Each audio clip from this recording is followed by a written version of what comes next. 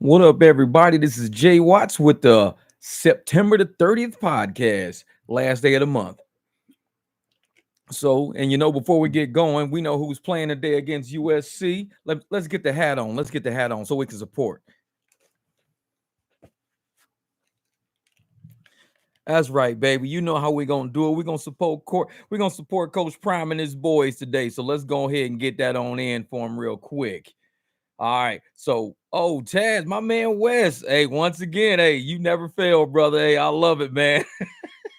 I'm telling you, you just need a shirt. You just need a shirt that just says first. That's it. That's it. Just first. Motherfuckers walk in and say, "What are you first at?" What am I not first at? God damn it. That's what you should be asking. That's what's up, Wes. That's what's up, brother. Cardinal due date. I'm telling you, man. I told everybody, man. Jamil, what's good? One love, William. Hey, I'm telling everybody, hey, it's been a rough September, man. You know what? I thought it was gonna be a lot easier than what it was. September was pretty rough. September was pretty rough. Man, chat threads mattered. Stanley Jenkins, my man. Stanley Jenkins Motorsports up in here. Shit, y'all know how we do shit. We represent the chat. I told motherfuckers, hey, when you come up in the chat, you gotta let motherfuckers know who you are. Be like, hey, this is the city I'm representing. I'm doing my ride share, my delivery in this city. I'm riding in the EV or a gas guzzler. We got to call a gas guzzler GGs. If you got a GG, put GG in the chat. You got an EV, throw EV in the chat. Be like, hey, I got an EV. I got the GG. What up, Mr. Gambit? Man. We got a new Uber beacon. I don't know, man. Oh, I know Wes. Wes got that EV golf. He pushing the EV. See, I still got the GG BMW. See, I got the gas guzzler on their ass. Is it? Can you believe I made the chat? I'm usually working asleep. Man, I started working last night. Well, I fell asleep and I woke up at about 11 or 12 because I had to go back out. And that's when so I've still been up, man. I'll probably go to sleep at about probably 1 or 2 p.m. today. Mr. Gambit, I didn't get a new Uber beacon, but y'all know me. I don't ride with nothing on my car, man. I don't do that because I don't like people, knowing that I'm rideshare. I like to cruise around and just like enjoy my time. A lot of people put targets on rideshare drivers' backs because they've been saying, in certain cities, in certain states, oh man, these rideshare drivers, they can't do this, they can't do that. When they see me, I'm just a regular, average, everyday dude. They can try me if they want to. It's like they just see a dude pulling up. If people getting in, they don't know if I'm a friend or who I am. But they just know, yeah, don't mess with that dude. You don't know if he rideshare or not. I wonder what the new Uber beacons look like. That's what I want to know. All right, September. Yeah, man. It's been the worst month for me. I thought it was gonna be so much better. I really thought it was gonna be better, one love. I was like, man, you know what? Football season starting back. We're gonna get it in. We're gonna start getting this money. It's been rough. And I got a video right now, rendering right now, and it about last night, Friday. Man, this is probably the worst Friday I had in a long time. Worst Friday. And the only thing that really hooked me up was the fact that I had, a private client. That helped me out. Rideshare, it was probably the worst rideshare night I've had in a long time. And it was a Friday. And it was no surge anywhere in any area I was in I was like, what the hell is going on, man? It was just bad night. What Stanley say? Memphis, Tennessee, running a rental Tesla for 2 weeks. A lot of concerts. So I'm about to kill it. Got my other two vehicles parked. Yeah, I went to a concert because, like I said, I had to do that. What up, KK? I had to do my concert tonight. And yeah, it was a lot of EVs out there, man. A lot of EVs were out there. And it's like, man, I can't believe how many people are really starting to get these EVs now. It's crazy. I'm like, I got to start looking at getting me one, man. I don't want to be left in the dark. You get that? What Jamil say? Jamil said, I went to the airport and the airport operation shut down any gatherings for a strike or reason being we didn't have a permit to do that. You believe that? Wow. So the airport just walked up and said, you guys can't have any strikes whatsoever. Don't even play. They were going to try to arrest people or something. Man, that's messed up. Like you guys don't have a right to sit there. And even if you had a silent strike, like you were just there but not taking any rides, like everybody just sitting there declining rides all day. They just don't want y'all to bring attention to the drivers, not getting any money. They want to make passengers feel, oh, you can get a ride home. Come on down to the airport. We'll get you home. And these apps, man, and the apps in the airports, all of them, they don't care about what we go through. They really don't. And Friday we had a little, we had a strike going on today, Friday, at the airport or whatever. And I think that really irritated the apps because the apps didn't know how to regroup from that because we didn't have surge all night. It was concerts going on crazy. It wasn't surge. It was kind of like they were trying to punish us for people going on strike. Even the people who weren't on strike got punished. Like everybody got punished for it. But then at about, 2 o'clock in the morning, 3 o'clock in the morning, they want to throw surge out when everybody's in the house sleep. I was like, man, y'all motherfuckers tripping. Y'all tripping. Yeah, the airport is a private entity. That's why. True. Yeah, you're right. Jamil said channel 15 and channel 12 was there, but there was nothing going on. Oh, okay. Yeah, because a lot of times, man, if they get those, just get the word out about what's going on with drivers, and if clients or riders can be like, we're gonna start just tipping you guys through Cash App or Venmo to make sure you're getting our appreciation. That's really what I'm hoping for. That riders know what's going on, and the riders go, you know what? Let me just give you money through Cash App or give you cash in hand, so you don't got to worry about the apps. That's what I'm hoping happens. But I don't know. We'll find out, man. We'll find out how this is all gonna play out. Yeah, very little surge in LA this weekend. What else? The airport did the same thing because we were exploiting the surge there. Now there is never drivers out the airport. In the life and times of Desmond, they said it's nobody ever at the airport now. See, and that's what it is, man. If they don't allow drivers to be drivers and to go out there and make the money we can make, they ain't never gonna have people at the airport. And I think a lot of times the airport like that because it forces people to park their cars at the airport, and the airport makes money off of people parking there. So the airport probably is like, we like Uber and Lyft here, and we, they charge people and stuff like that, but they probably don't like the fact that we're taking all their parking revenue because they built all those parking structures and shit like this. So, all right, cruisers, let's pay this car. No, be back. That's right, William. Get out and do it, man. Get out and do it, man. KK last night said I got a call for $29 for $3 surge, and I declined. 2 minutes later, got the same call with a $10 surge for 26. What the you got it for $3 less? That's messed up. Man, that's crazy. Because we pay attention to what's going on. And a lot of drivers, they're just, just accepting everything. Some drivers got auto accept on. So they just taking whatever comes. We're actually paying attention to what's going on. And that's how my Friday went tonight. It was horrible. It was like I said, I had a video probably dropping about 1 or 2 p.m. But man, I was highly upset. You could tell by the end of the video, I was going off. I was not happy because they knew what they did. They knew what they were doing. Oh, life and times of Desmond says Columbia, South Carolina is where I'm at. Yeah. And that's what it is, man. If we don't get out and show these apps that they need us as drivers more than what we need them as apps, because people can just walk up and be like, hey, man, I'm looking for a ride. These apps ain't picking me up. Can I just slide you like $15? Take me down the street. What up, Kev? And people, as long as we got a light on in our car that says Lyft, Uber, rideshare, anything, somebody could just walk up to you, be like, hey, man, what if I slide you $20, man? I just got to go to the store, man. That's it. If I slide you $20. And the apps know that people have that potential. People can go up and do that. And they do it at the concert. Tonight, a lot of people were making good money at that concert. Like I said, I didn't do any app rides for the concert tonight. My rides were strictly just, off the books. Because I wasn't playing with the apps, man, because I knew how they were. What up, Robert Reese? Hot facts.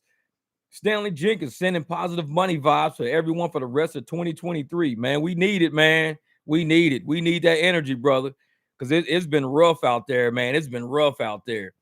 And we know it's going to get real slow right before the holiday season hit, and we ain't going to have that money for them holidays. So we just got to keep grinding it out, man, digging it out, letting the apps know if you don't feed us, we're not going to be feeding y'all.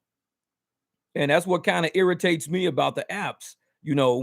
They would rather pay new drivers and people who just get on board, give them all these bonuses and all of these challenges and all these streaks to kind of lure them into driving for them because they don't know a lot.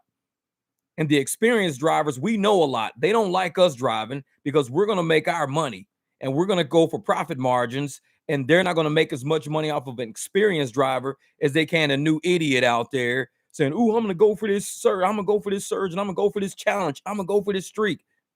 They ain't going to make a lot of money off that driver. Now, Oh, they're gonna make a lot of money off that driver. They won't make a lot of money off of us because we'll be like, oh, that's fool's gold, man. We've been through that shit before. What Desmond said, there was someone trying to get from Columbia, South Carolina to North Carolina.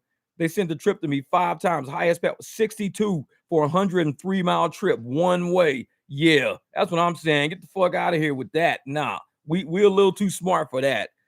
And you know, it would have been some driver out there saw that $62 brand new driver, got to do a challenge. Ooh, $62 because they've been seeing $3 and $5 rides all night. $62. They snatched that shit up. 206 miles later, they has right back at square one. They didn't put all the gas in their money in their gas tank, and they has back at zero. They like, man, I just blew all that money on gas. That's why they gave it to you and not no experienced driver. Experienced drivers know what's up, man. We's up, man. He said, you know what's crazy? The new drivers are getting cheated out of their bonuses. I heard some about that. Like people are hitting the bonuses by a certain date, and you'd expect them to get a payment for it. But they're saying that they're not even paying it out. They're making them wait to a later date. And I think by that date, either the driver's either deactivated, not driving no more, or some caveat to where they don't get the money now. Oh, since you haven't been driving lately, we can't pay you the bonus. It's driver, man. See, a driver told me yesterday they didn't give him his bonus for $800, and they asked, did he have a screenshot? He said no. I told him how to work the system. Yeah. That's crazy, man. Wow. That's crazy. They said, they straight up asked that dude, you got a screenshot? They asked that shit about our tips too. You got a screenshot? Why are we going around taking screenshots?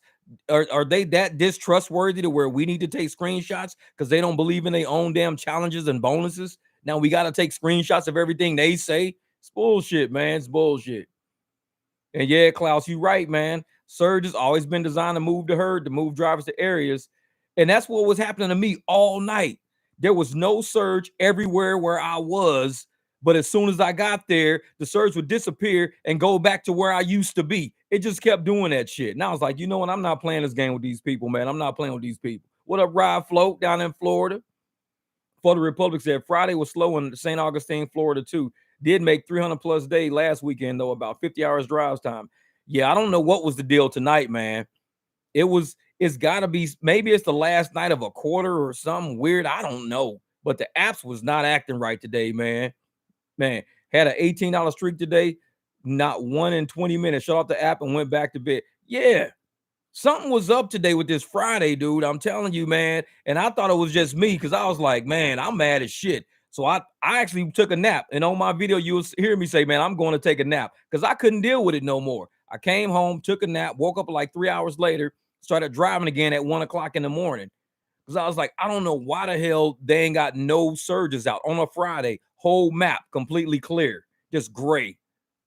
And I was tired of it, man. I said, yeah, something's up. Something's up. Yeah, end of the month, everybody needs to save their money to pay their rent.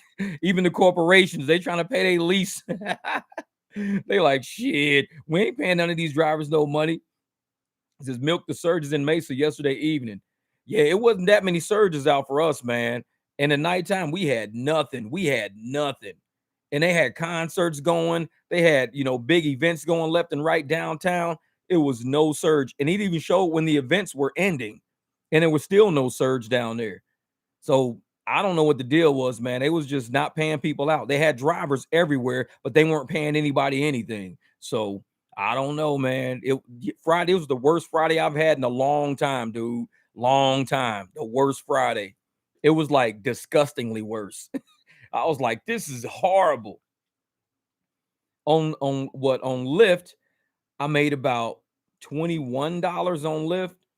On Uber, I made about $50 on a Friday. So the apps paid me about $70 total. That was it. I got $70 total on Friday during a concert, during a game downtown, a baseball game. That's all I got. It was crazy, man. It was crazy. Say in LA, whenever you drop off at the airport, they give you priority queue. And when you get back to the waiting lot, they throw you in the back of the queue without getting any calls. I'll forget that. I'll be like, nope.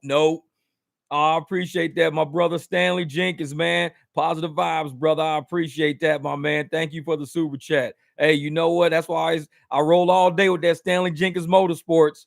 Dude walked out today. He had a Mercedes AMG. He came and says, "Oh man," he says, "Dude, I love that the spoiler kit you got on there. Where you get that spoiler kit from?" He says, "Stanley Jenkins Motorsports." I said, I had to tell him the story. I said, "Dude, Stanley Jenkins, that's my homeboy right there, man." I said, because of him, and I explained to him how the last one exploded and how I was like, man, my man Stanley Jenkins came through for me. So a dude with an AMG was repping that shit. He was like, "Dude, I like that. That's sick." I was like, "Oh hell, this dude came out with a Mercedes AMG, was loving the Stanley Jenkins Motorsports. He don't know about that." What do you say? They kept trying to send me to Casa Grande from Tempe, $22. Fuck out of here. Damn shame. It was Indian concert, 3,000 Indian people near Gilbert Airport. And you know what's lie? They kept trying to, they ended up getting me down to Maricopa. I'll explain how that shit happened. But it was at the very, very end of the night when they got me to go to Maricopa. The money was good, but the money back was garbage. They was playing with me. They was trying to play with me. And I was like, "Nah, man." And they were doing some shady stuff. They were trying to get everybody to go to Casa Grande, Maricopa. They were sending people far, far out. And I think they were doing that to experienced drivers, only giving us no rides or shit rides because they're loading up for the holidays by feeding all these new drivers out here with high ARs, trying to keep their ass happy because they know when the holiday season come, oh, we getting money. We ain't letting them play us. And I think they're trying to push us out of the system, a lot of experienced drivers out of the system, because there's no way with all these events and everything going on a Friday. Like I know rent's doing, everybody got to pay rent and everything. But man, I made $70 on the apps on a Friday with surges and concerts. I'm just like, this is crazy, man. This is crazy. And they did that shit on purpose. It was like, do you think we get less time with the deal they made with the taxi companies? I don't know. I wonder in what all cities they did the taxi deals with. I wonder what all cities they did that in, because I'd be inclined to know if people are ordering Ubers and getting taxis instead. I have to ask some of my riders that one time. Yeah, I'm gonna ask somebody that shit. Yeah, say if you saw no type of surge in your market, Jeff, that means Uber and Lyft have changed something in their system for your market. I believe it, Klaus. Something happened. Some at the very end of the night, like 2, 3 in the morning, when everybody was done driving, all the surge popped up. Like they were in the wrong time zone. Like their whole system was off like about 5 or 6 hours. Because it was, events were letting out, everything was happening, all this stuff was going on, and there was no surge, none. Map, I got it on video, completely gray, all gray. And it's events letting out, people walking around. And I'm like, this can't be right. And I mean, I couldn't take nothing because they was giving us trash. I couldn't, and it was traffic building up. I even text Juan Vargas. I said, "Yeah, man, it's getting kind of crazy traffic or whatever, this and that." And he was at a different event saying, "Yeah, it was a lot of traffic." He was getting some Lux Blacks and stuff like that. But even he said some of those was garbage. They weren't giving any good surges, man. It was something was up. It was like their timer was off by like 6 hours. It's crazy, man. It's crazy. Oh yeah. What Ride Flow say? Bunch of rides with 4 to 5 mile plus pickups, only to take their rider less than a mile. Yeah, I had one of those tonight. I thought I had it good. I was like, "Oh man, this is gonna be easy." It was something like it had a 450 or something surge, just phantom surge out of nowhere on it, and it was for $13, and it was for like 2 miles to get to the person, and all of a sudden I had to take them. I thought I was gonna take them like a mile or two. No, their destination was the exact same place I was picking them up, so they had to change it.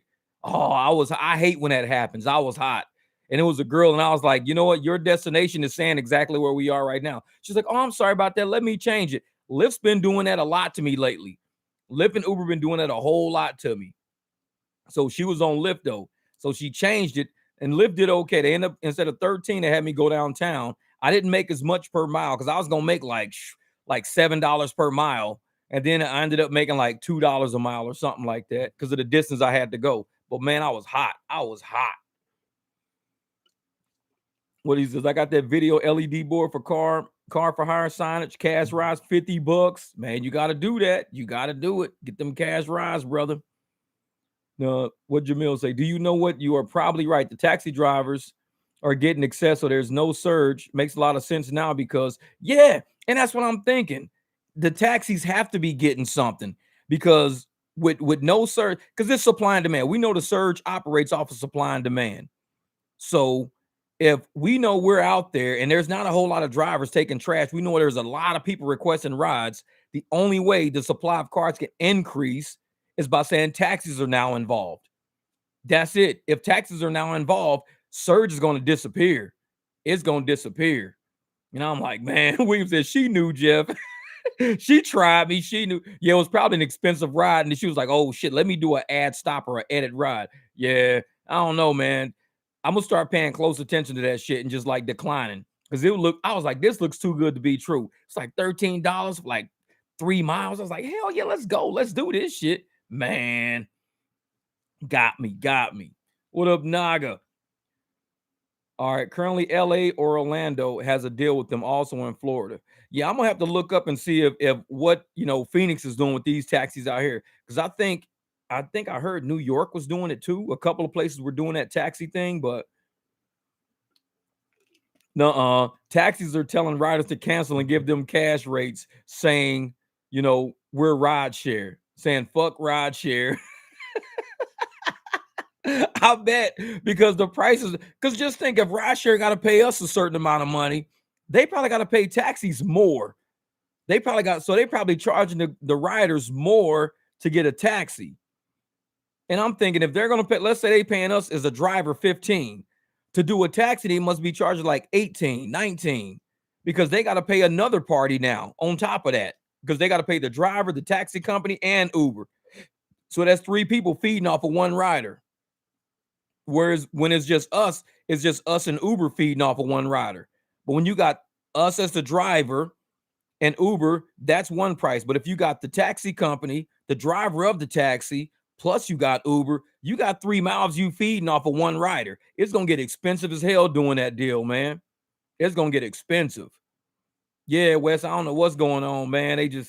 It's them rides where you go there. And I think, what I think they doing? I think they're making these rides look really good. They're giving us rides where the pickup is like 2 or 3 miles away from us, but the destination looks really good, like it's a mile, but it's like going like up and around the block, like around the corner back to them. Because you know how the app goes. The app will make you go forward. So it's probably making you go forward, taking one ways all the way back. So it looks like you're taking somebody, 4 miles for $13, $14. You're like, oh shit, hell yeah. You get there, you drive 3 miles to get there. You select start ride, and the pin is exactly where you are, but it's got you doing a big loop around the block, ending up right where you are. And that's probably how these apps are doing to see if we catch on to that shit, because they know we only doing short trips. So like, well, since they all doing short trips, make the destination and the pickup the exact same spot. That way, these riders are taking it thinking they're getting $3, $4 a mile, when really the person has to edit the ride. When they edit the ride, they're gonna get like $1.50 to $2 a mile. They screwing us, man. I'm telling you, it's got to be something. It's got to be something. And I'm like, man, yeah, I hate them wrong destinations. I try to confirm with them before I slide the trip or start it.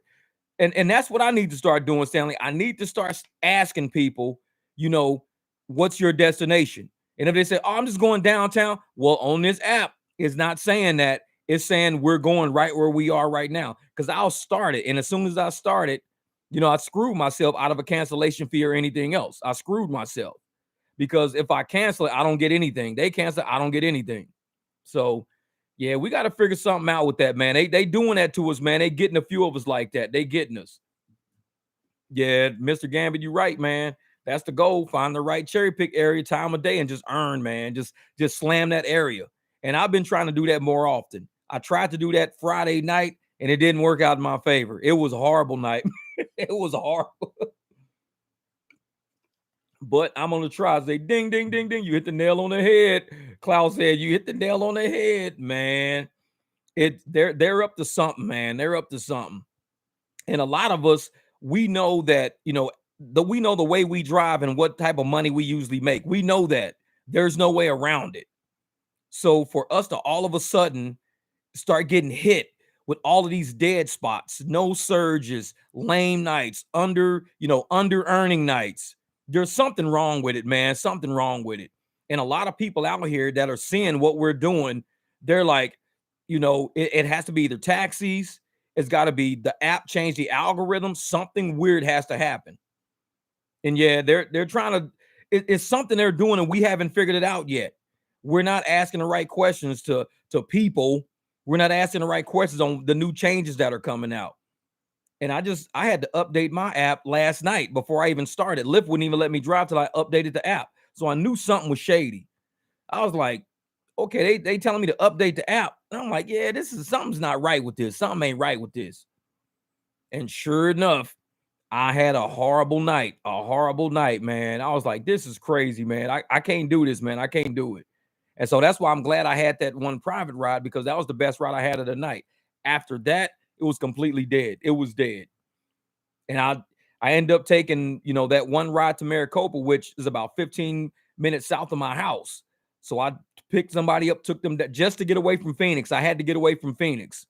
And as soon as I got away from Phoenix, all the surge like blew up. The whole city blew up. The moment I was like down there, I was like, okay, I see the game now. I see the game. They got me. But they doing that to experienced drivers, I think. They doing all that shit to experienced drivers. Yep. They're up to something for sure. And, they're paying us drivers more is definitely not on their list of things to do. Ride flow. I'm going to tell you like this, man. I've said it from day one. They don't give a shit about drivers. Drivers are an expense, and they don't want to pay us as much as they can. I mean, think about it. They're in Minnesota, or where are they at right now? Arguing and fighting. They're fighting with drivers who are saying, we want a minimum to be $17 an hour. $17 an hour is a slap in the face of most of us experienced drivers. We laugh at the opportunity to make $17 an hour because of what we all make. But the apps won't even pay these people that. The apps are upset because people are saying we want to make at least $17 an hour. We out here making 40 an hour, 60 an hour, 80 an hour, 100 an hour some nights. And the apps don't even want to pay these drivers. The apps are like, we can't pay you guys 17 an hour. 17 an hour as a contractor, driving your own equipment, filling it with gas, maintaining it yourself, and having to have the profits left over to repair something if it breaks. This is what being a contractor is. We're not their employees. We're contractors.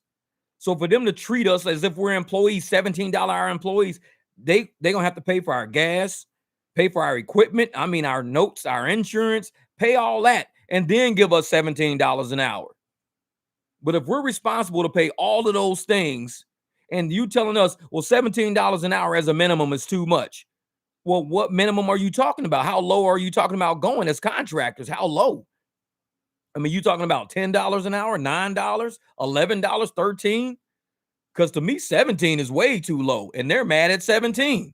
Oh, we can't pay you 17. That's too much. 17 is too much. And we out here making $40, $50, $60 an hour. We like, man, the apps don't want to pay nobody shit. They don't want to pay nobody nothing. Because Uber sent me an email on buying a baby car seat for $55, telling me we'll pay extra yourself $7 per trip. Hell no. For a baby seat, $7. And see, that's the thing. They want to get more riders in there. Because a lot of riders that may or may not have car seats, because the car seat is somewhere else, this and that, they're losing money each time we cancel. They're losing big money each time we cancel because we don't want to take responsibility for what happens if a kid in a car seat gets hurt.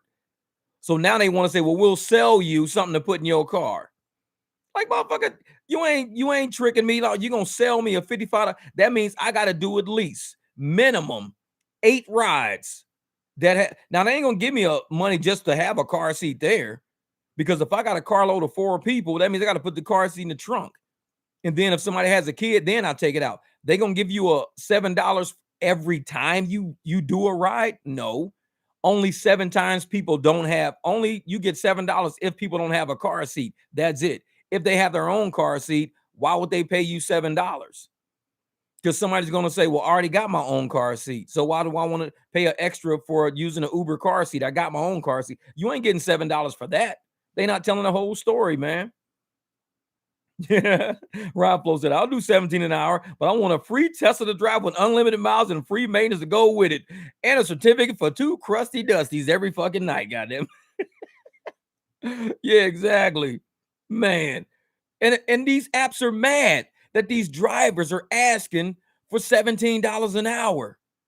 $17 an hour ain't shit. We'd laugh at that. Everybody in the chat would be laughing at that right now. If I told you, let's make $17 an hour as much as we can this weekend, motherfuckers be logging off like, dude, let me go, Jeff, man. I think you've been smoking crack like a motherfucker, man. I got to go. But yet the apps are like, no, $17 an hour is too much. It's too much to guarantee for you guys. Too much. I'm like, these apps don't want to pay drivers nothing. We're not employees. We are contractors. Contractors that are responsible for equipment. We've got to buy tires, and that means we got to have profits sitting to the side. We've got to have profits saved up to buy a new set of tires, to deal with a shop that might say $1,300 repair, because not everybody works on their car. So we got to have profits set aside for that. $17 an hour in today's economy, paying today's rent, paying today's groceries, paying today's interest rates, ain't getting you no savings to fix your equipment when your car break down. Which is why they want to keep having an influx of new drivers, because they know they running people shit into the ground. They know it. They ain't stupid. They running people shit into the ground. They see people driving for 3 or 4 days, and all of a sudden they don't see them again for a month. Like, where the hell you been? Oh, hey, Andres. All right, brother. I'll get that in there. Hold up for a second. Let me see if I can put that in here. Hold up. HTTPS J. And wait a minute. I think that's it. Yep, that might be it. That might be the link right there, Andres. Yeah, but I'm telling you, exactly. Fast food workers get $20 per hour. They signed that in the California law. Cab driver in Memphis said they always charge $250 a week to rent the yellow cab, and whatever they make during the week is their money.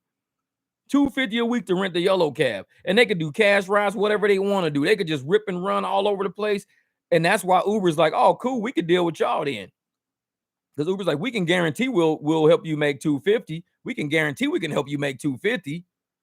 But they gonna realize they gonna be burning a whole lot of gas, wasting a whole lot of time trying to get to that $250, taking these shit rides.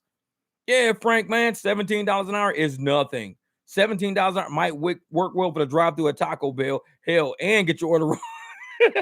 They give you a fucking Nacho Bell Grande. I ordered a burrito. Here's your Nacho Bell Grande. Motherfucker, that don't even sound like burrito. I said burrito in the microphone. I thought you said Nacho Bell Grande. Motherfucker, don't even sound the same. Yeah, but I'm like, and these apps are upset. They're upset that these drivers are asking for $17 an hour.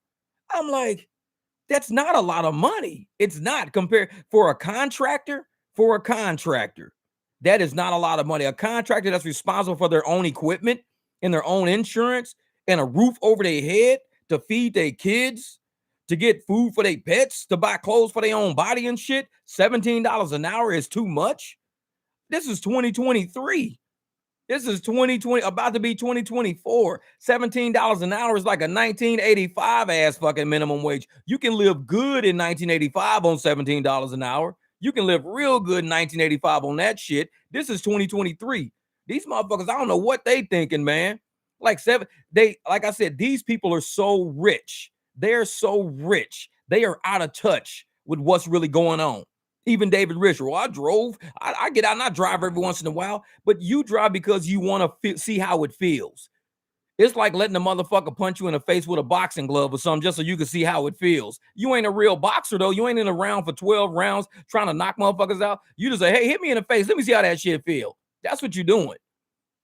But it's people out here really taking punches every day, 12 rounds a day. And then if they don't make bills, they can't pay rent. They can't keep the car. Their insurance is going to lapse. The phone get going turned off so they can't use it. It's people out here punching for real. And this fool out there, just hit me in the face real quick. No, Jamil said $1.25 surge in the airport right now. Yeah, you drive there and it'll disappear on your ass. Like, who gonna drive for $1.25? You add $1.25 to an airport surge, man, forget that. Forget that. This is driving in Los Angeles at rush hour. You lose that much sitting in traffic. Exactly. You be there an hour and a half sitting in traffic. You already lost you just lost minimum. Plus, you lost 2 hours of minimum wage sitting in 1 hour of traffic. You'd be like, you done lost $34 sitting in traffic. Like, damn, I lost 2 hours of minimum wage fucking with this. Yeah, that's LA for you. And as a contractor, man, as a contractor, I'm thinking the base that any contractor should be taking home gross the base is at least $40 an hour. 30 if you're not really putting a lot into your gas tank, 30 if you're really not putting a lot and you're not really working at 30, but 40, because just think, you're going to use at least, if you can go, let's say you can go 40 miles in an hour. That's 2 gallons of gas you use in an hour. So you just spent 2 gallons of gas in an hour, 2 gallons. So whatever the price of gas is, subtract that from whatever the gross is. That's going to be like your gross net, not even counting wear and tear and all the other shit you got to deal with. So if you're making 40 an hour, me at 40 an hour, gas is about $5.50, so I'm losing 11. I'd really be making $29 an hour as a contractor, $29 an hour, who has to repair and maintain my own equipment, fill my own car with gas, still pay for the roof over my head, the food in my stomach. $29 an hour is not even a whole lot in 2023. You go to motherfucking the grocery store, you get a cart. We used to get whole shopping carts full of food, like $120. That shit now be like $250. You get a cart, I can go get like maybe 4 bags, and those 4 bags of just regular shit is over $100. Just 4 bags that I'm carrying out. Like, it's not even a shopping cart full. It's just 4. I put stuff in the cart, I ring it all up, $97. I'm like, 97? What the fuck did I buy? I was like, that's what it is, man. Shit don't go. And you go in the grocery store for what? You probably go in there and maybe spend 30 minutes shopping. And 30 minutes shopping, 40 minutes shopping, you've spent over $100 in that hour. You don't make $100 an hour. At $17 an hour, it would take you at least 6 hours of driving to pay for 1 hour in the grocery store. You'd have to drive for 6 hours just to feed yourself. 6 hours you'd have to drive just to feed yourself, because it takes over $100 in groceries to feed one person a week, probably. So I'm like, nah, man, you can't be doing those $17 an hour. That's just, because that's just feeding you. That's not paying for the roof over your head, the equipment you got to maintain, the clothes you got to buy, any kids that you got, anybody you got to take care of. So $17 an hour, and they're upset about $17 an hour. We can't pay you guys that. Is way too much. I'm like, where the fuck do you people live? Like, what planet are y'all on?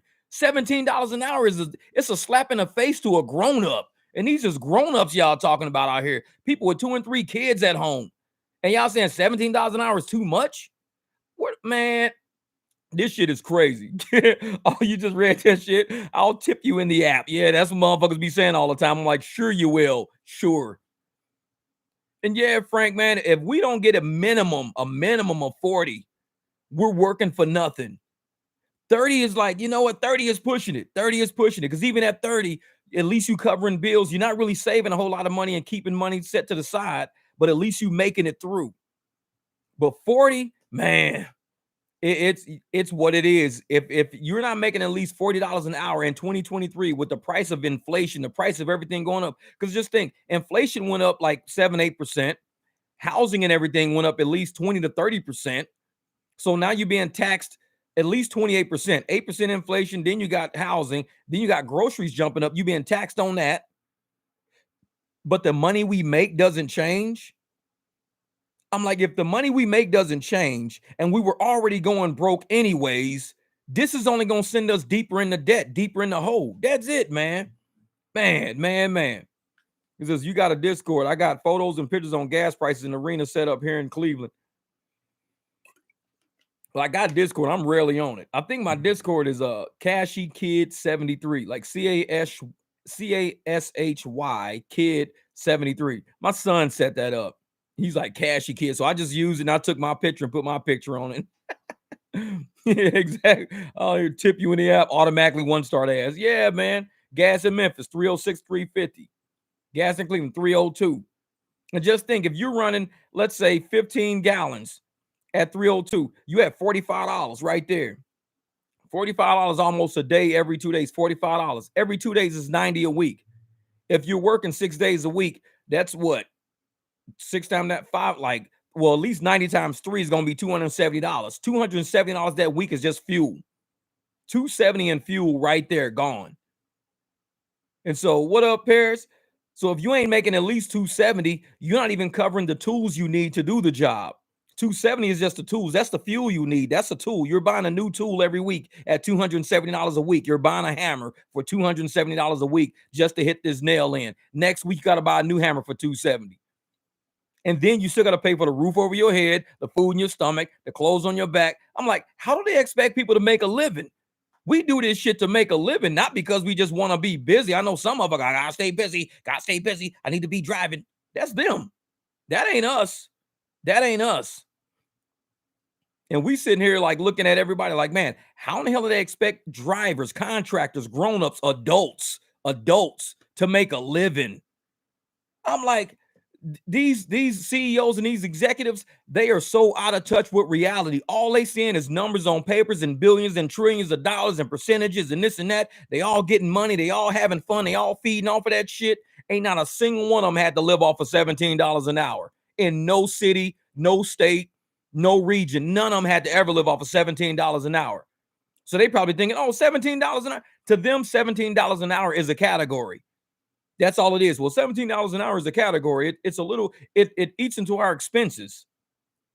Yeah, exactly. 23 gallons, man. Oh, yeah, that 55 cents on each ride. Oh, Stanley, man, that shit had me rolling. 55 cents on each ride. I'm like, we get more from goddamn Upside. We get at least $1.50, something like that from Upside. I don't know, man. I'm like, 50 cents on each ride. If you do 20 rides at the end of your day, you got $4. I'm like, you can get that shit from Upside.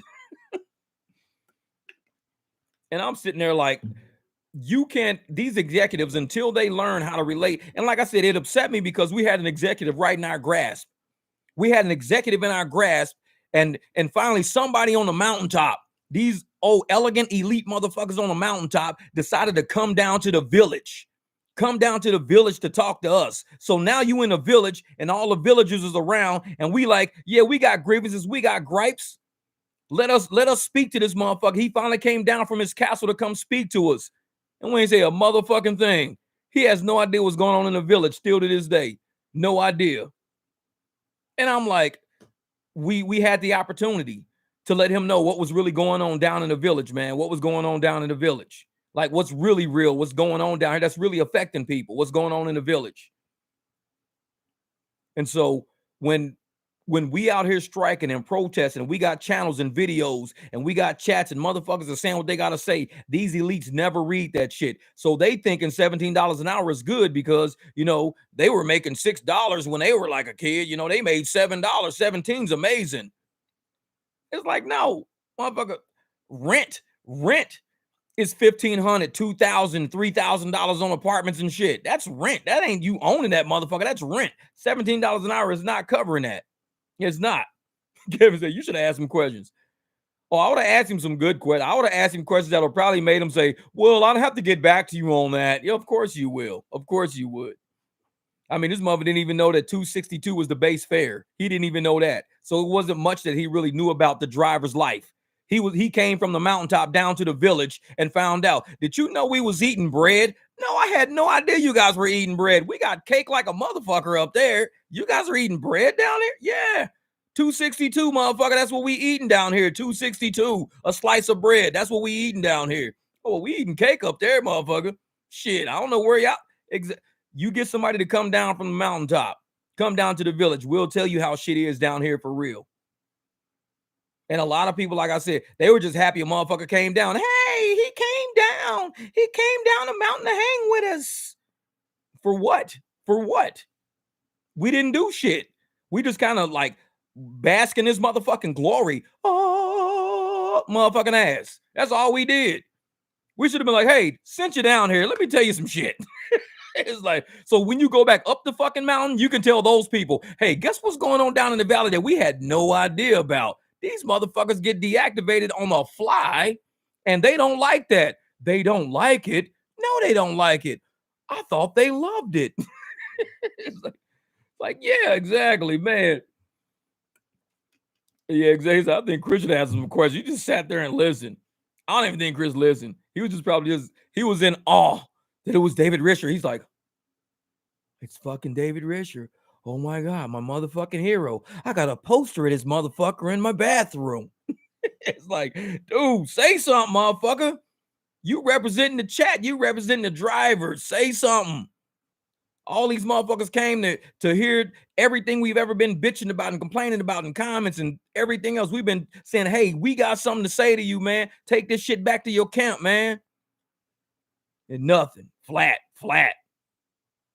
And like I said, it was good that he came, and everybody was just happy that he came. I can't believe this motherfucker left his castle. The castle wall came down. He walked across the motherfucking moat, and he came down to the village. Celebrate!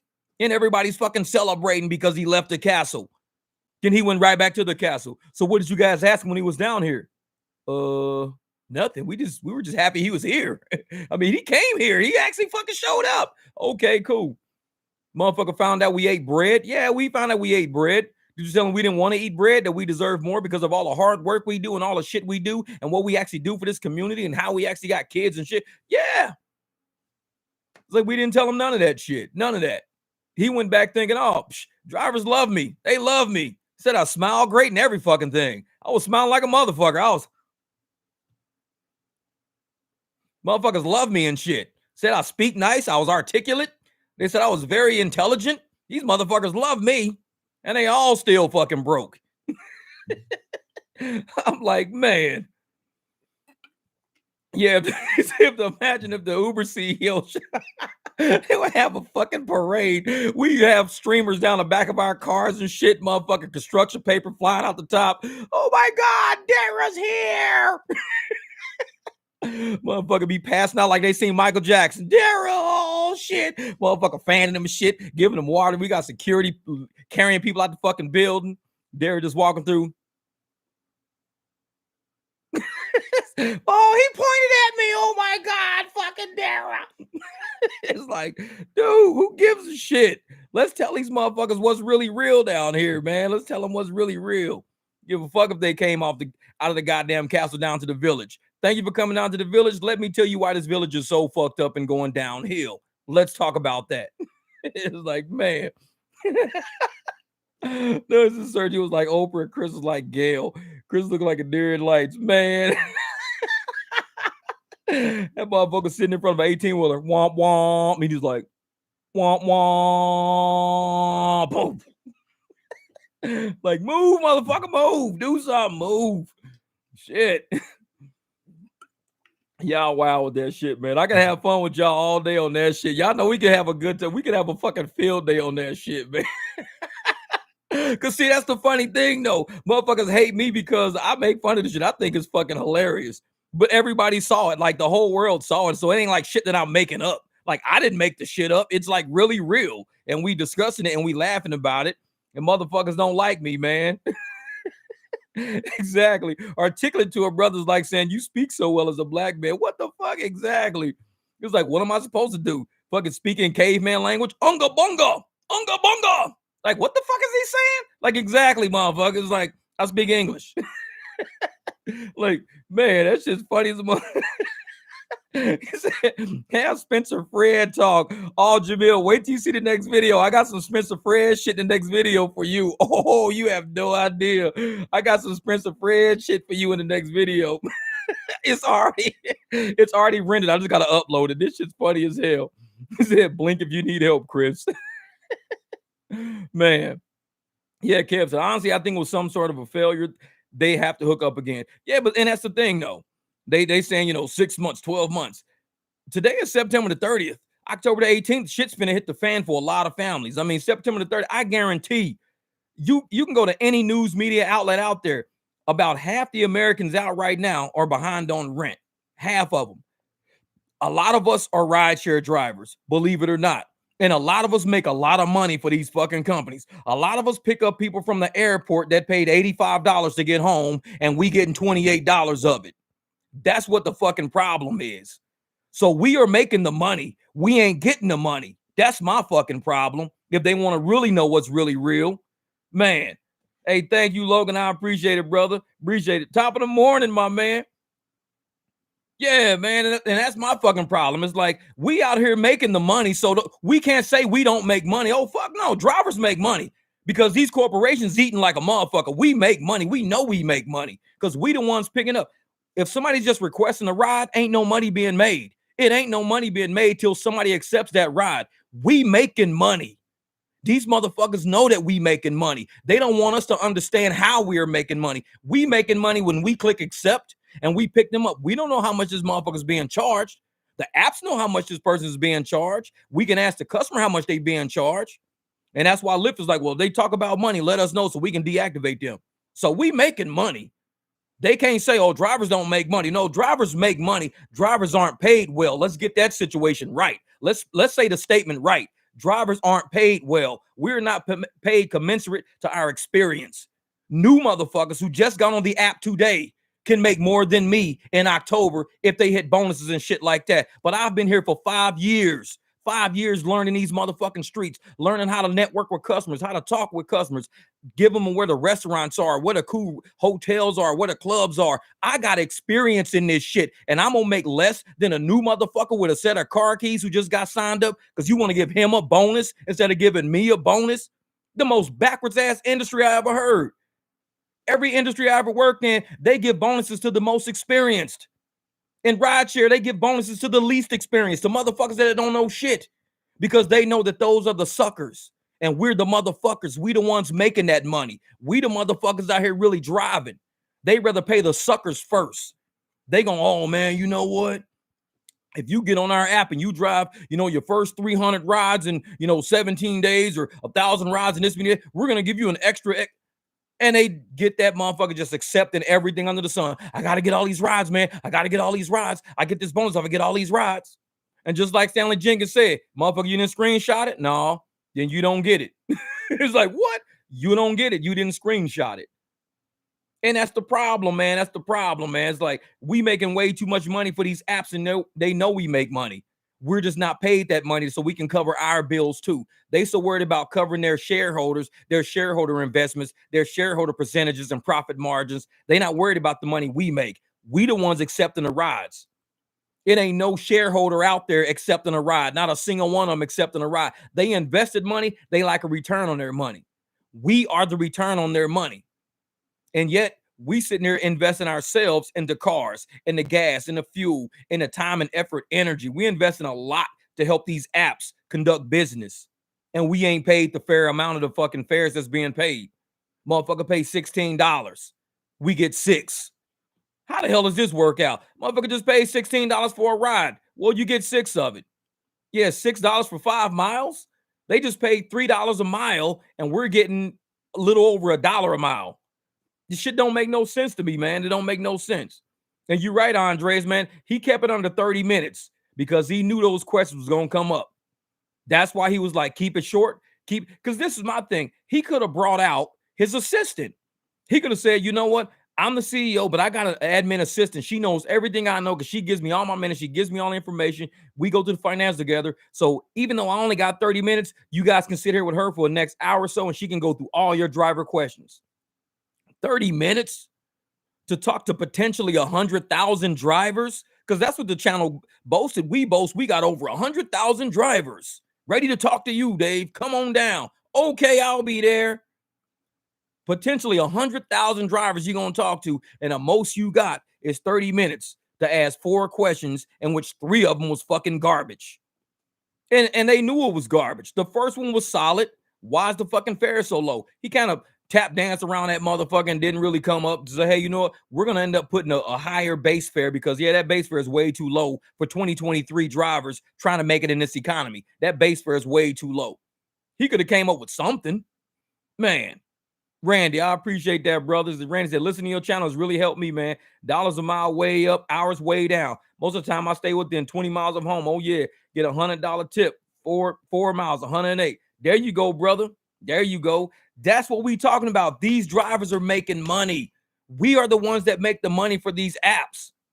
These apps don't do shit. They just sit in your hand. That's it. And if we did not get out and we didn't drive, especially if we didn't turn and drive smarter, imagine how they would be playing the shit out of us. They wouldn't be checking on us. Hey, man, we see you only made about, $700 this week, but you worked about 70 hours. You're about $10 an hour gross, though. Is everything okay? Do you know what you're doing? Do you need some help? Do you need some guidance? They would love us to work 70 hours and gross $700. They'll be like, we getting the shit out this. He worked 70 hours and he only made $700 and he ain't tripping. No, he ain't tripping. They love that shit because they want to run drivers into the ground. They want to make sure drivers don't complain about low pay. Because if you made low pay, you think they're going to call you up on a contractor hotline going, man, you're not making enough, dog. You're a driver. You got a nice car. What are you doing out there? We're looking at the financials right here. Man, you must have netted like, $5,000-$6,000 this week for the company. How are you only making like $700? What's wrong? They ain't going to ask you that shit. They're going to be like, dude, we got his ass good. We killing him. We killing him. These apps don't give a shit about drivers. They really don't, because they don't check on us. That's why we check on each other. That's why we make sure we know what it takes to go out there and make this money the right way. Like Randy, what does it take for you to go out there and make that money? Stay in your zone. Don't let them put you outside your zone. Pick up surges.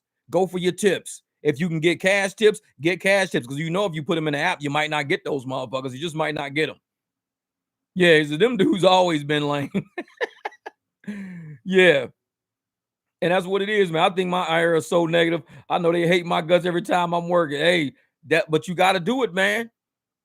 If they put out better, I tell motherfuckers, you can tell how the market is working if your low AR drivers, if their AR starts increasing.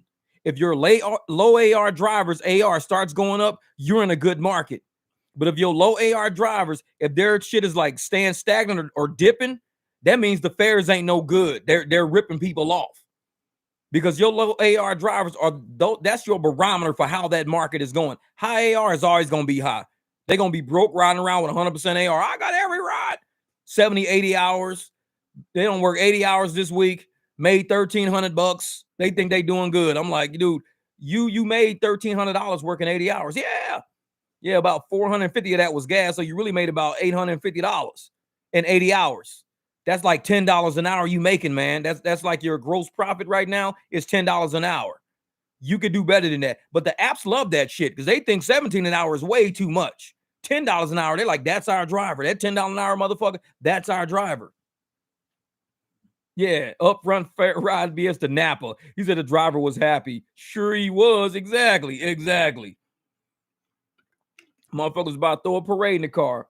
We got David Risher in the car. Motherfucker, confetti flew out the motherfucker sunroof and shit. Oh, he got the David Risher button. We got the on button and the radio button. This motherfucker got the David Risher button. Confetti out the fucking top. I got David this morning. He's got a great smile.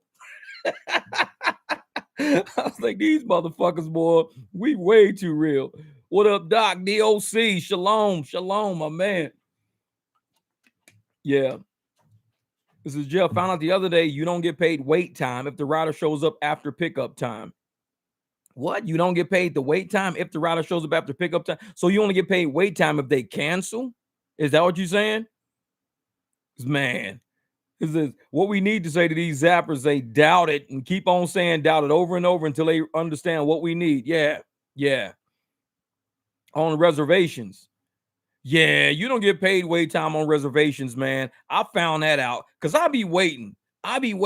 They'll sit there and have you wait 15, 20 minutes. You don't get paid a dime for that shit because the reservation's at 6 o'clock. They got you sitting there at 5:45. So you sitting there at 5:45. Your reservation's at 6 o'clock. You don't get paid for those 15 minutes of sitting there. You don't get that.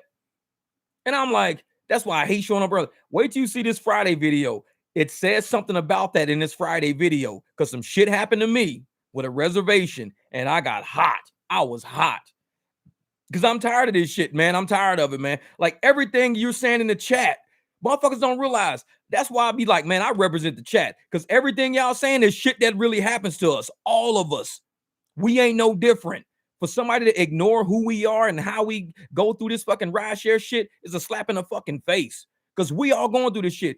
Every time Jamil says something, I'm like, hey, I got the shit on video. It's coming out.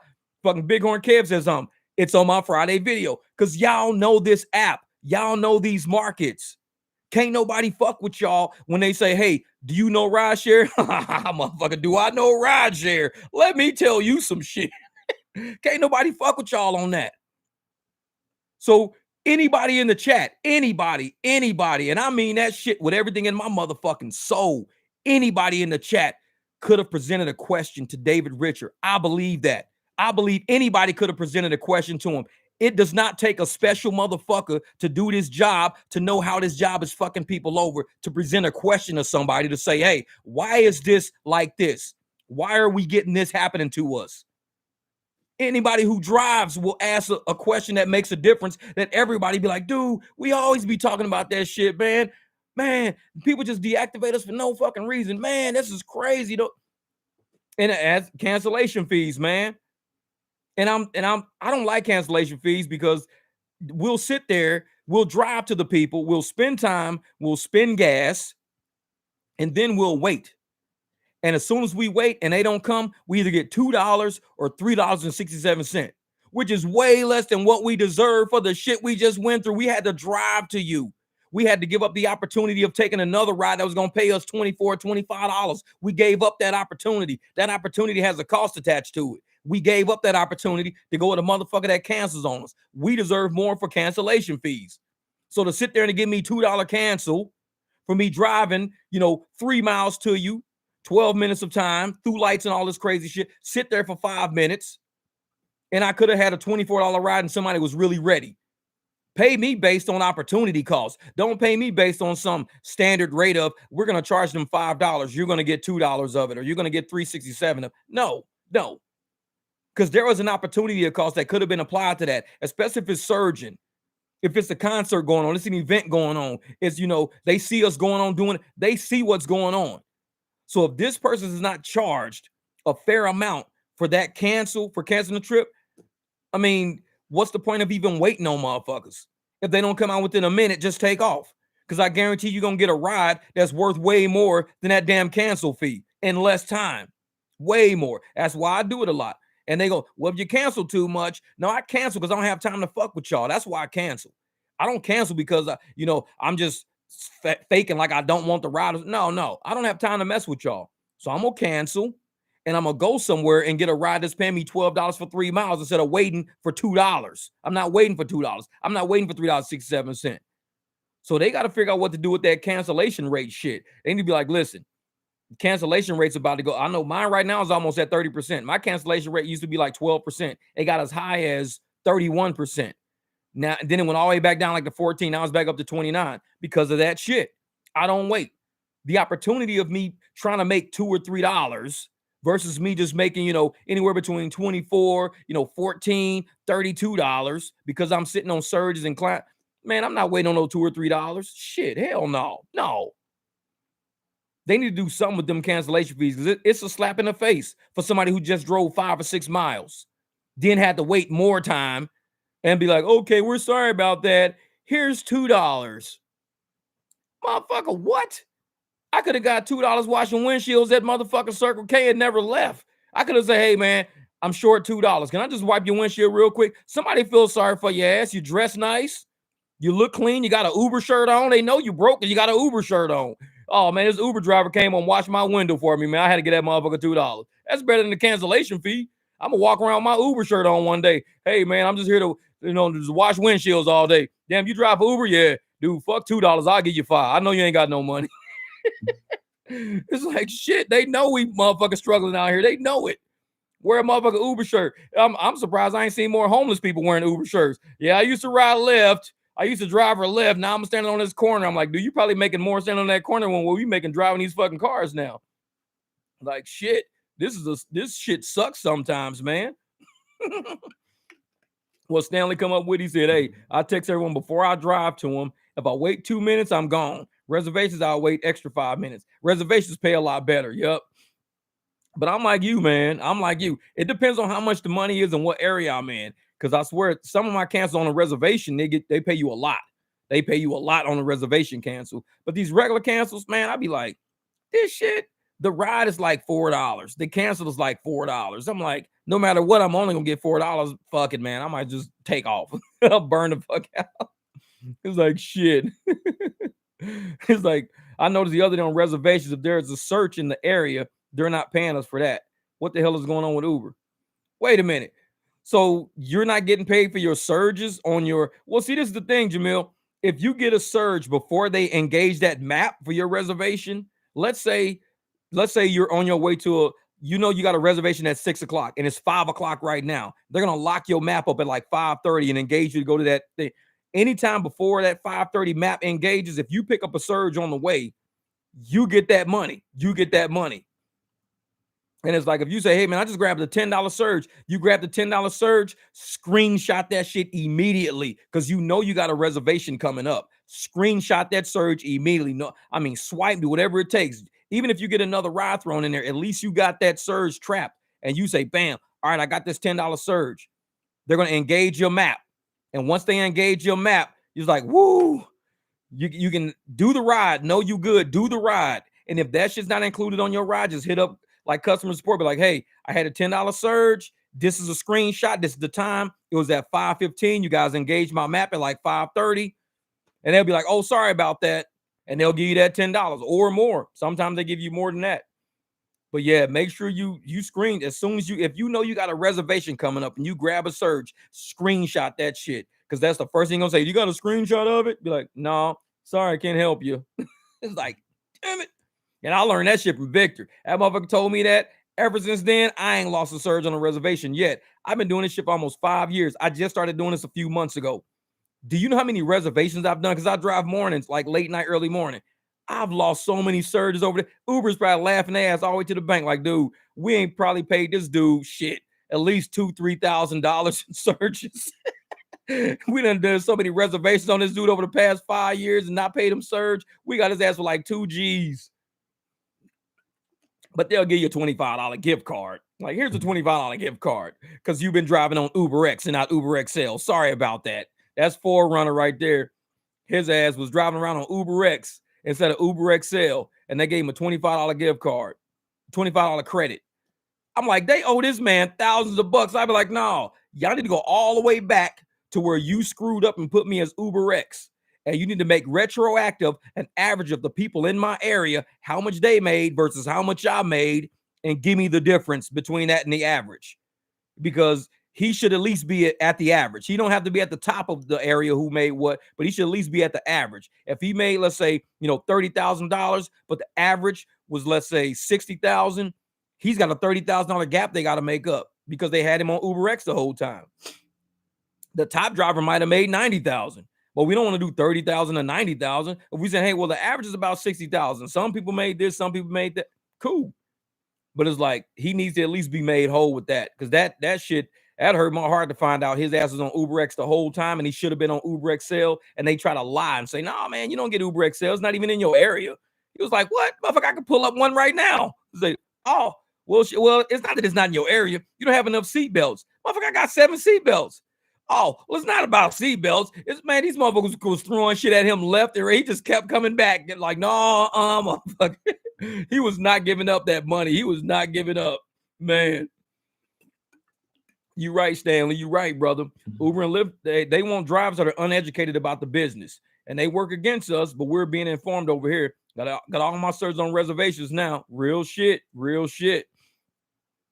Because the apps don't have true education. And how many rideshare channels do we have? That was even before mine. How many rideshare channels do we have before mine that didn't know that you get paid on reservations? And I'm going to tell you like this. It's not that they didn't know. Somebody probably said some shit in the chat, said some shit in the comment. That's why I go through all my comments. I go through all that shit. And they probably saw it and didn't say, oh, that's probably a rumor. That's a rumor. Don't deal with that shit. That's a rumor. They never looked into it. It's like, you got to be a driver. If a driver tell me some shit, I'm going to try it. Like, oh, you could do that? Yeah. All right, let me try and see if it works. If it don't work, man, that shit don't work for me. Oh, man, is it? Well, I'm sorry about it. It might work for somebody else. It might be my phone is Android. Could be my market. Could be anything. Like I said, my channel is relatively new. And you got channels that have been there for a long time. And it's a lot of shit that they don't tell people. Excuse me, because they don't really educate. They inform you on the apps and the app new features and the apps new this and the apps new that. It's damn near like they're app consultants. It's like, okay, these channels are like app consultants where we're drivers and they're trying to educate us on what the app wants us to know about their app because their app just put out a new update and we need to know about the new update. Dad Dash, what's good? And we don't need to know about the new update. We just need to know about how do we make this money, man? How do we really make this money? Like what features on this app are preventing us from making the money that we deserve? Well, you could keep your surge on reservations. You don't got to lose that $25 surge once you get your reservation hit. You don't got to lose your $13 surge. You got to lose that $8 surge when your reservation hit, because that surge is for your next ride. Your reservation happens to be your next ride. You don't got to lose that. And that's what, when you get a coalition of drivers together that don't fuck around, that really want to help each other out, that's the kind of information you start getting. You start getting information that affects your wallet. Like, it really starts, and I mean really affects your wallet. Don't give me no 55 cents. You get 55 cents a ride in gas. Make sure you sign up. No, fuck that. We want like real money. I want $25 a ride, which come out to be an extra $50 an hour. So if you're making an extra $50 an hour on top of the 40 you already made, you just made $90 that hour. You made $90 in an hour. You do that shit back to back, 180 in 2 hours, all because you learn how to keep surge on reservations, and you got 4 reservations going, and you keep going, dipping into the surge area, screenshot, get that shit attached, go somewhere else, dip into the surge, screenshot.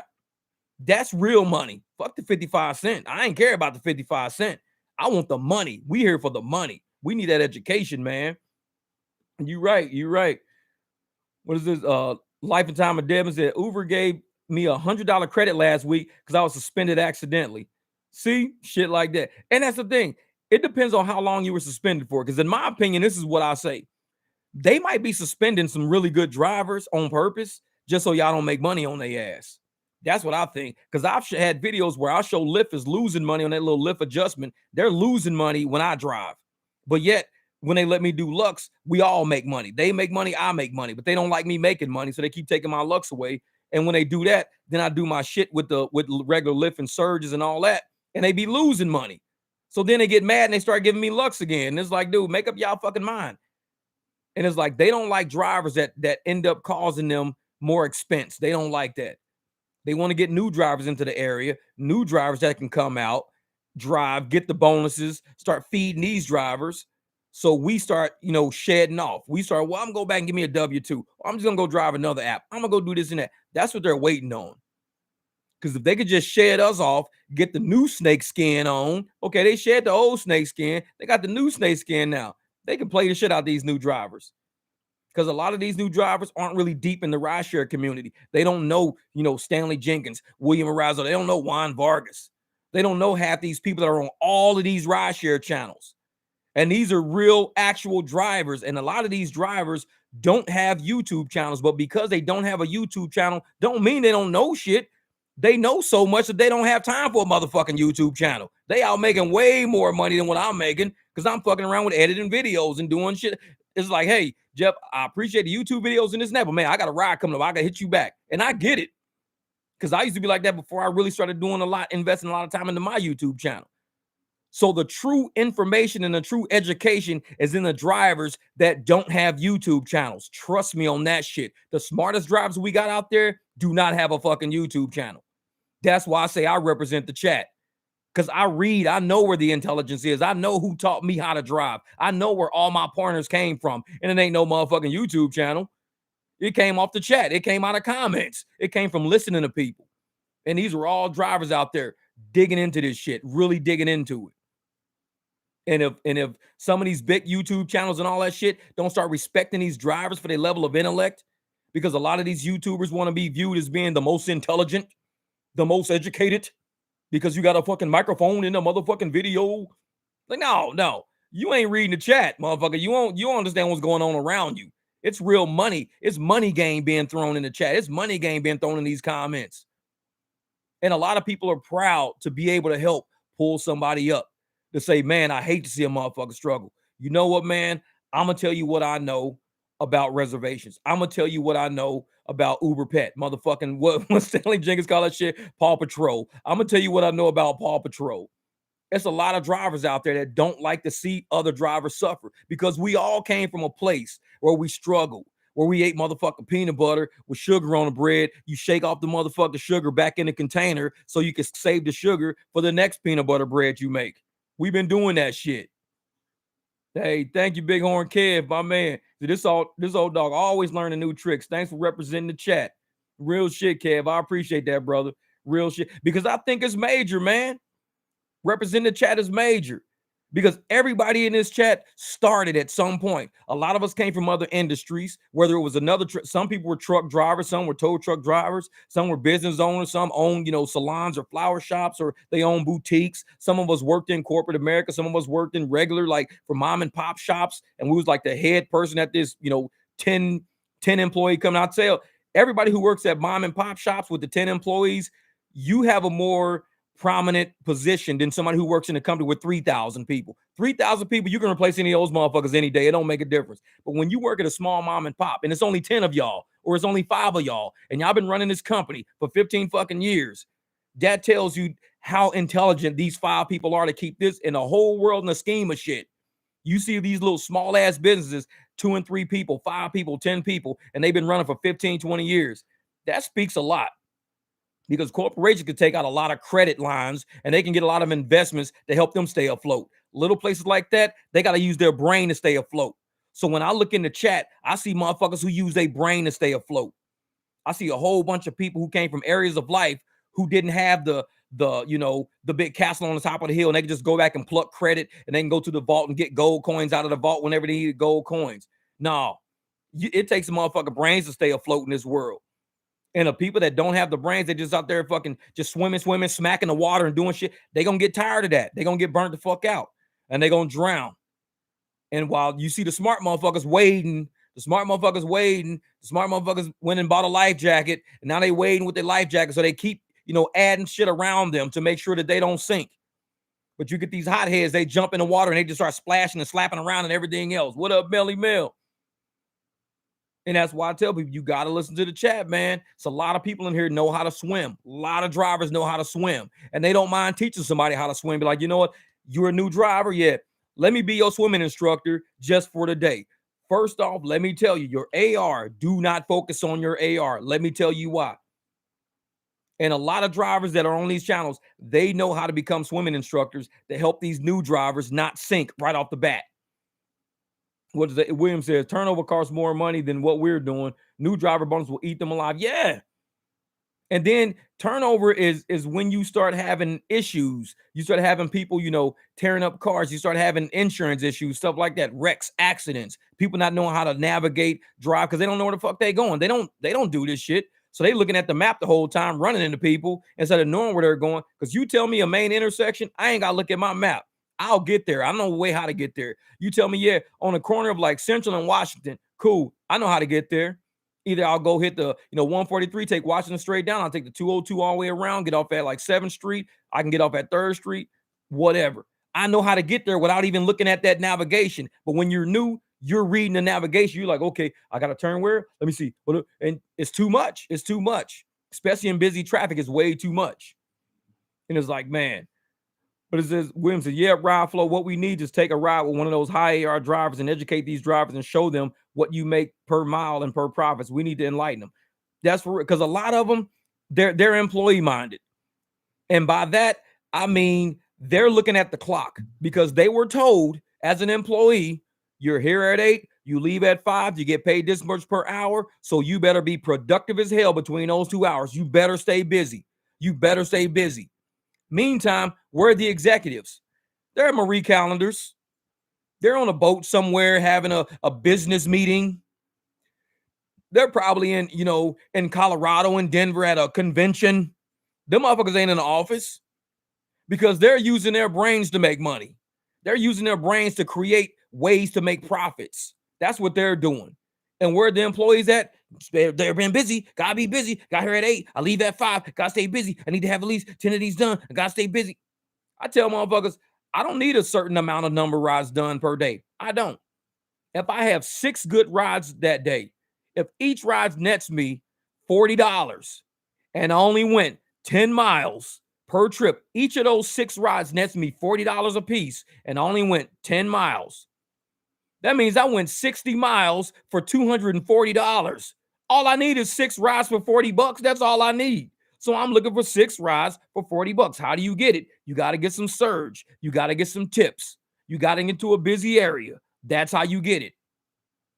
Because $40 divided by 3 is only what, 13. So if you get a $13 surge, a $13 tip, and a $13 trip, that's your $40 right there. That's your 40 bucks. But you just got to come up with that. You've got to figure. I mean, I've done $40, $50 rides for like 6 miles. I've done it. You can find ways to get that money, but you've got to not be so busy that the opportunity of that ride being there just passes you up. You can't be that busy. Like I said, you got to be the executive. You got to be willing to go to Marie Callender's and think about it. We call Marie Callender's Circle K. We call Circle K our Marie Callender's. That's our boardroom. Circle K is our fucking boardroom. I got to go to the boardroom, dog. I got to go have a staff meeting. Y'all got staff meetings at rideshare drivers? Well, Circle K. This is down the street. I just got to go to Circle K. That's all. Yeah, exactly. I made $300 off a private ride for 30 miles. Real shit, gigging. Real shit. You don't need 1 million fucking miles on your car. And I've said in so many videos, stop trying to put 1 million miles on your car to make $1 million. You trying to put 100,000 miles on your car to make $100,000. You at $1 a mile. Some people have 50 cents a mile. They 200,000 miles to make $100,000. But if you doing $300 of a 30-mile ride, trust me, you're going to do way better. Because to make that money, to make $3,000, all I got to do is go 300 miles. That's less than a tank of fuel in my car. 3,000 miles for a tank of fuel. If you do 10 of those, shit, man, that'll make my damn life. I can't even make 1,000 on my tank, and I'm really trying. 3,000 on the tank? Oh, man, I'll be over the moon with that shit. Mel said, my boardroom is Quick Trip.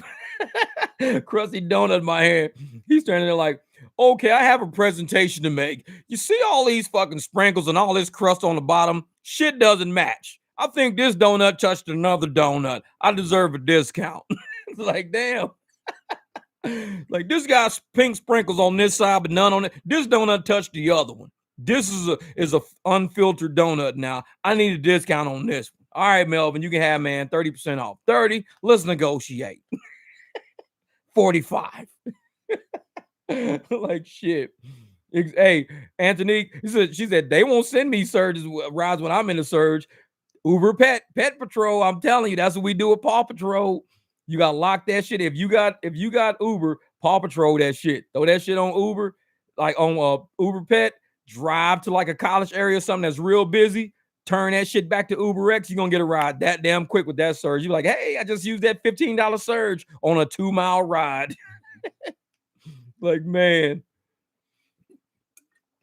Hey, William Earl says, ride dev IP dude is one of them. Showed his AR in one of his vids the other day, and it was like 96%. Oh shit, 96%, man. That's like motherfucking. That's like cross to a fucking vampire. It's like, do not show me no 96. I'll be like, damn, that motherfucker bright. That shit's gonna kill me.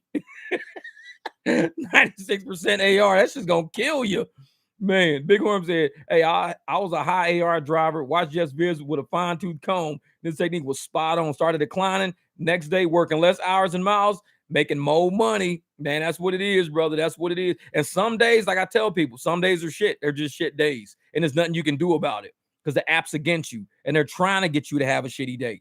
But when it's on, woo, man, you'll be like, dude, I use maybe a quarter of a tank. And I'm already at $200 already. What the hell?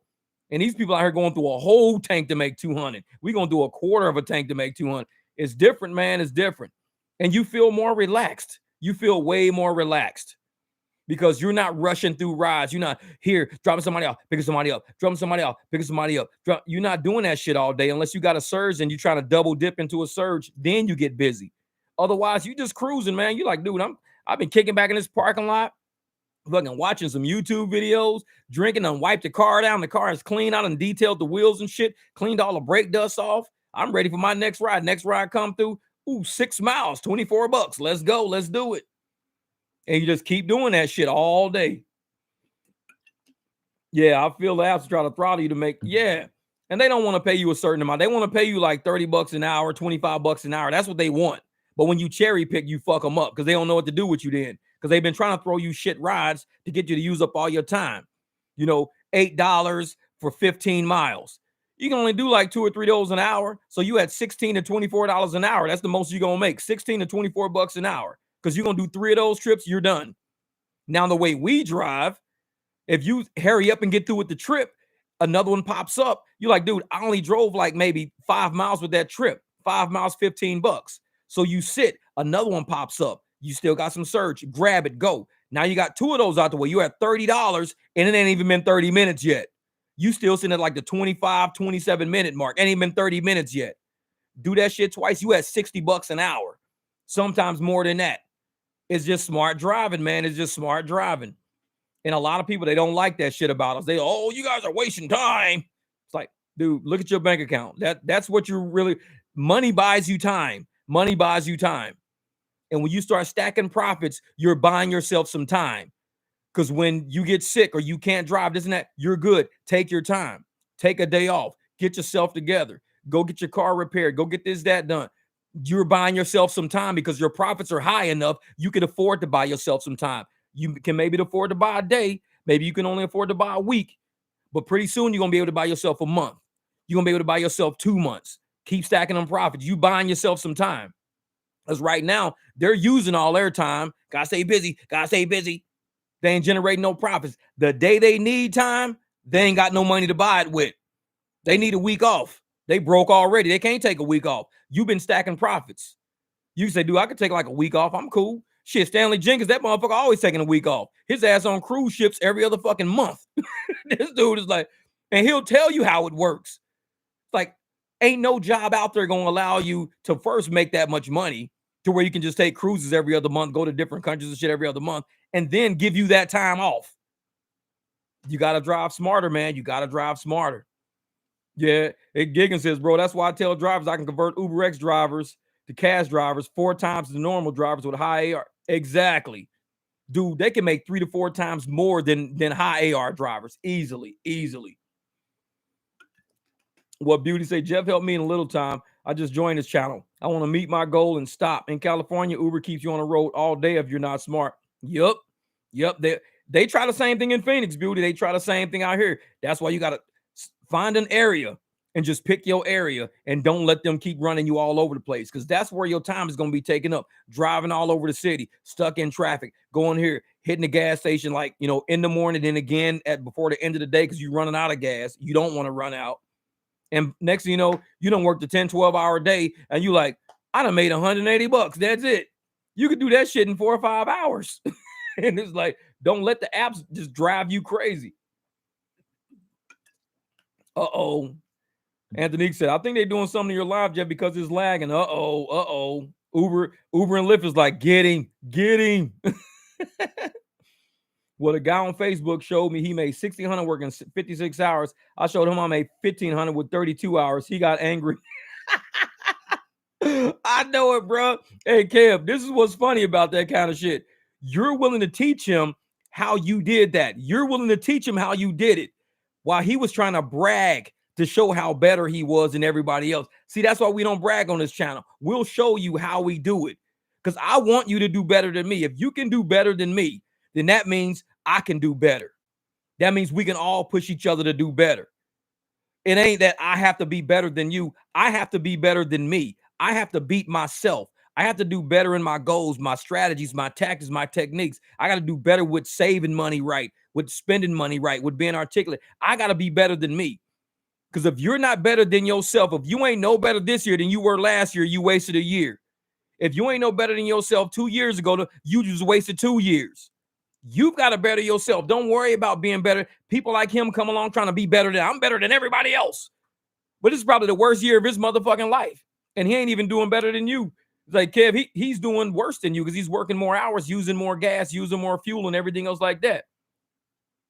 But ask him, are you doing better than what you were doing? Are you doing better than yourself? Like I tell everybody, at least this September was better than my last September. That's the best I can do. It is not where I want to be, like I envisioned in my head where I would be. I really thought I would be further by this September. But now I just have to settle for, Jeff, at least you're better this September than you were last September. You ain't close to where you thought you would be, but it's cool. You're better than where you were last year. Be okay with that. Keep fucking pushing. And that's all I keep doing. I keep trying to beat myself up to do. Be better than what you were last year. Be better than where you were last year. And that's the best you can do. Tech Bros from San Francisco coming to town for the Browns game. Need to detail the fuck out black SU. Yeah, get it. I made 1,019.5 hours. That's crazy. That's $1,000 you basically made in 2 work days. Work days are 8 hours each. So it basically took you 2 work days to make $1,000. I mean, what W-2 is paying you $1,000 for coming to work just twice a week? And they will, you need to go get a real job, Mel. You're not doing something right. You need to go get a real job. Like, motherfucker, I just made $1,000 in like 2 days, basically. Shit. And the app gives you 12 hours each day. So it's less than full time, like maxing out your clock. Because all you're doing is working 8 hours, 8 hours. Cool, I made $1,000. 8 hours, 8 hours, I'm at $1,000. A lot of W-2s don't pay you that. Because when you do it right and you take your time and you pace yourself, that's how your money ends up looking. It looks like that when you finish. A lot of motherfuckers, you know, if they're working 20 hours, making $20 an hour, 25 an hour, they're making $500. They're making half of what you're making, And they thinking they're doing amazing. Oh, I'm doing amazing. Well, I hope you're doing better than what you were doing last year. Because I think I can help you do better. Just listen to how we drive how we drive, decline all this bullshit. I think I can help you do better. If you think you're doing amazing, I can help you do better. And that's what we do with each other. We go through the chat. We push each other. We help each other do better. Think critically. The apps don't like that shit. They hate us. And they like, man, see, you'll have a great niece born soon, taking a week off to go see her in Oklahoma. Kevs, and you got the leverage to do that. You got the leverage to do it. And you could be like, hey, you know what? I made enough. I got enough profit. I set myself a little cushion. I'm going to take a week off. I got all my bills paid up. I ain't got to worry about shit. I got at least 28 days before my next bill hits, about 28 days.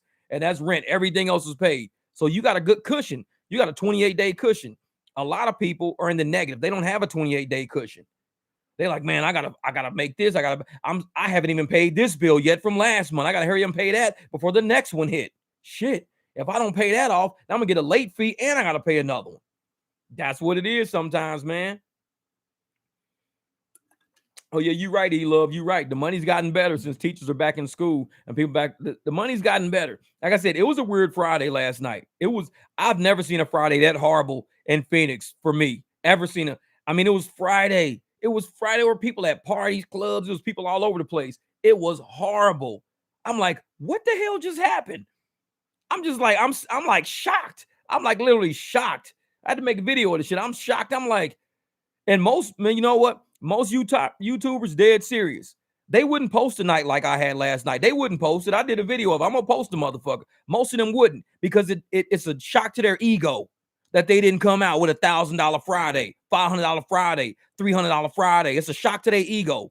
To me, I'm like, this is how fucked up my Friday was. This is real rideshare. This is for real. This ain't a joke. This is for real. And when you get punched like that, it's like how Oregon did Colorado. You get punched. But do you just give up your whole season? No. You're like, you know what? I got another hard day coming up. I got USC. So if I don't get my shit together, I'm going to get punched twice. And I don't want to get punched twice. Tonight is Saturday night. I'm trying not to get punched on Saturday night. I know Oregon punched me. USC is not going to punch me. If USC does punch me, it ain't going to be me not trying. It's not going to be me not trying because I'm not letting Saturday kick my ass. I'm really not. Because Friday, man, my stomach still kind of hurts about that shit. I'm mad at Uber and Lyft, man. I'm mad. I hope tonight I really do well because I'm so mad about that. Like I said, my private ride is the only thing that was good, and that's not a good thing. Your private ride should be okay. It should help you out. It was the only good thing I had. It was the only good thing. When I say that, it was the only good thing about last night. When y'all see that video, I'm like, dude, what the hell was happening? I'm like, it's Friday. The map is gray. There is no surge. Everything's garbage on a Friday. I got mad and I said, I'm going home, man. I went home and I went to sleep for like 2-3 hours. I was like, I'm out. So I went home and went to sleep. I was like, forget this. Yep. Melvin said, you know, I keep shutting the gas station. They probably think I have a gas-powered Tesla. But hey, don't you get better rides at the gas station than anywhere else? It's like the apps triangulate you at the gas station. They go, oh, there's a car at the gas station. Get him. And you go straight to the hotel and pick somebody up like, hey. They're like, damn, this car got here quick. I was just at the gas station right down the street. Like, man, the Canelo fight. Ooh, yeah, it's going to be crazy. Uber Eats. Yeah, Jeff, Colorado getting killed 34-7, but they trying. That's all that matters. Yeah, USC and Oregon, man, they're two powerhouse teams, true powerhouse teams. They've had, you know, just a history of great recruiting, big names, all Americans in high school. They got big names. So it's going to be kind of hard to play against a school like those. Colorado, I think they're going to do very well against teams that have like average recruitings, kind of like how they are, just average recruits. And from there, man, it's just it. I think Colorado's going to have a winning season. They won't have a losing season for sure. They're going to have a winning season, but they're getting punched by the big boys right now to show them you got to get your weight up. You guys got to recruit against our line. Your line has to recruit against our line. You got to do it. Get you a running game together. Get something going. What? Vegas was pretty good too last night. It was a weird night for me Thursday. It was hella slow on Thursday night, football night. Yeah, it was weird, man. He loved it. This is a crazy week. It's a crazy week. Oh, let me make sure I skip those. Yeah. This is hell yeah. You're in position to take that high paying ride. Yep. Man, that's what I do. I sit at that gas station and I hang out at the gas station and I know that ride is coming. That ride is coming. Just hang out at the gas station. Give it some time. This is Jeff. You might get a ride to Vegas on private ride. If somebody wants to private ride to Vegas, they got to allow me to take the Jeep. We got to take the car is cool, but I'm like, we got to take the Jeep. We've got to do it this way. And you got to cover my gas, goddamn it. This big ass gas guzzler. This is the big GG, baby. This is the big GG. That's what I need to put on my damn side of the Jeep. GG. This little fucking emblem right on the side. Gas guzzler. God damn it. That shit drinks some gas. SE is punching like a motherfucker right now. 34-7 before the half. Shit, Oregon just beat somebody 81-7. I think USC is trying to do that shit. 81-7, man. Oregon is like, they ain't taking no prisoners this year. They ain't taking no prisoner.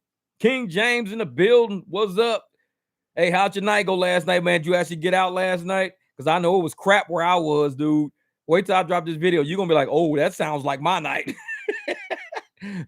Phoenix was killing me, man. It was killing me. I was so mad. But yeah, this is what there's an advantage to working Thursday evenings in Tempe. The white dance at ASU, lots of eye candy for window shoppers like me. To be 25 again. Exactly. To be 25 again. Hey, I tell motherfuckers, the 25-year-olds back when we were 25 were smart. These 25s now, you can't ask the motherfuckers north, south, east, west. They would know. They use a smartphone for everything. You ask them, remember this number. I'm gonna give you this phone number. Remember this number. They forget the moment you said it. Like 7028. What was my number? 345. No, I didn't say. I said 702. Oh, that's right. It's like, dude, nowadays these 25s, I mean, a lot of them cute girls, man, but man, many of them, they have a ways to go with the level of intelligence. They got to really dig into it and really start, try to perfect their craft. And too many girls are trying to perfect their makeup and they're not trying to perfect their craft. What you want to be for a man is a woman. That's all. You just want to be a woman for a man. That's it. I mean, if you don't want a man, then just don't be a woman. It's that simple. If you don't want a man, don't be a woman. It's that easy. But a lot of women want a man. So you got to learn how to be a woman. You got to be that soft side of his life because his homeboys are the hard side of his life. His homeboys is the hard side. So you can't be a hard up ass woman saying, I'm a strong, independent, I'm this, I'm that. He gonna say, my homeboys are the same way as you. So you like hanging out with one of the fellas. You got to be that softer side. And you got to do like the softer things that men would like. So I don't know. That's my take on the women of today. They really, really got to start perfecting their craft of being a woman and not perfecting their makeup. Your makeup doesn't matter to a lot of men. It really don't. Your makeup doesn't matter. What matters is him sitting down to a hot plate of either your favorite food to cook or his favorite food to eat. Because that's energy, that's vibe going back and forth. That's energy and vibe. You putting on a lot of makeup and taking 15 selfies today is not going to do a lot for y'all. It's not going to do a lot for the energy between y'all unless y'all just facade motherfuckers. But if y'all really deep and y'all really want to, learn each other, be with each other, you've got to have something to latch on to as a man and woman couple. You've got to have something to latch on to. A lot of people don't have that shit. It's like, hey, you want to take a selfie with me? All right, for the 9th time today. Fine. They always get me just when I pull in the pee. Like, damn. Hey, Bridget, I'm telling you, is what it is. Bridget is what it is. And like I'm because I was raised by a woman, so I know like what it took for her to keep my stepdad around for all of those years. I know what it took for her to keep. She was a humble woman. She was very humble. And she taught us, like, she basically raised us. My stepdad, he was who he was. You know, he was a hands-on guy. He was a maintenance man. So he taught us how to fix shit and everything else like that. We could fix cars, fix holes in walls. He fixed everything. But our mom was teaching us how to cook, teach us how to keep the kitchen clean, because he had to come home to a clean house. And if she was busy doing something, at least one of the kids could clean the kitchen. Had to come home to a clean house. So a man has to come home, no dishes in the sink. If a man comes home and there's dishes in the sink, it's not good energy. That's not good energy. Because the man's going to be like, what the hell's been going on all day around here? Oh, I've been playing fucking Pac-Man. Mom be like, yeah, I've been on the phone with my friend. Sister, yeah, I was outside playing with the dog. And he walks into a house of just fucking complete. Nobody gives a shit. Real men don't like that. Now, if you walk into a house and a man don't give a fuck if your dishes are stacked to the ceiling and all that shit, you got to check what kind of man is like. What are you here for, man? What are you here for? Oh, girl, I just think you fine, girl. I just think you fine. Now you know what he's here for. He's not here to be home with you. He's not trying to be home with you. He just wants to be with you in that way. He don't want to be home with you. A woman turns a house, turns walls and bricks and shit into a place a man really wants to be. She makes it into a home. And if a man don't have no home to come home to, he gonna find a fucking home in the street some fucking where. That's where he's gonna end up.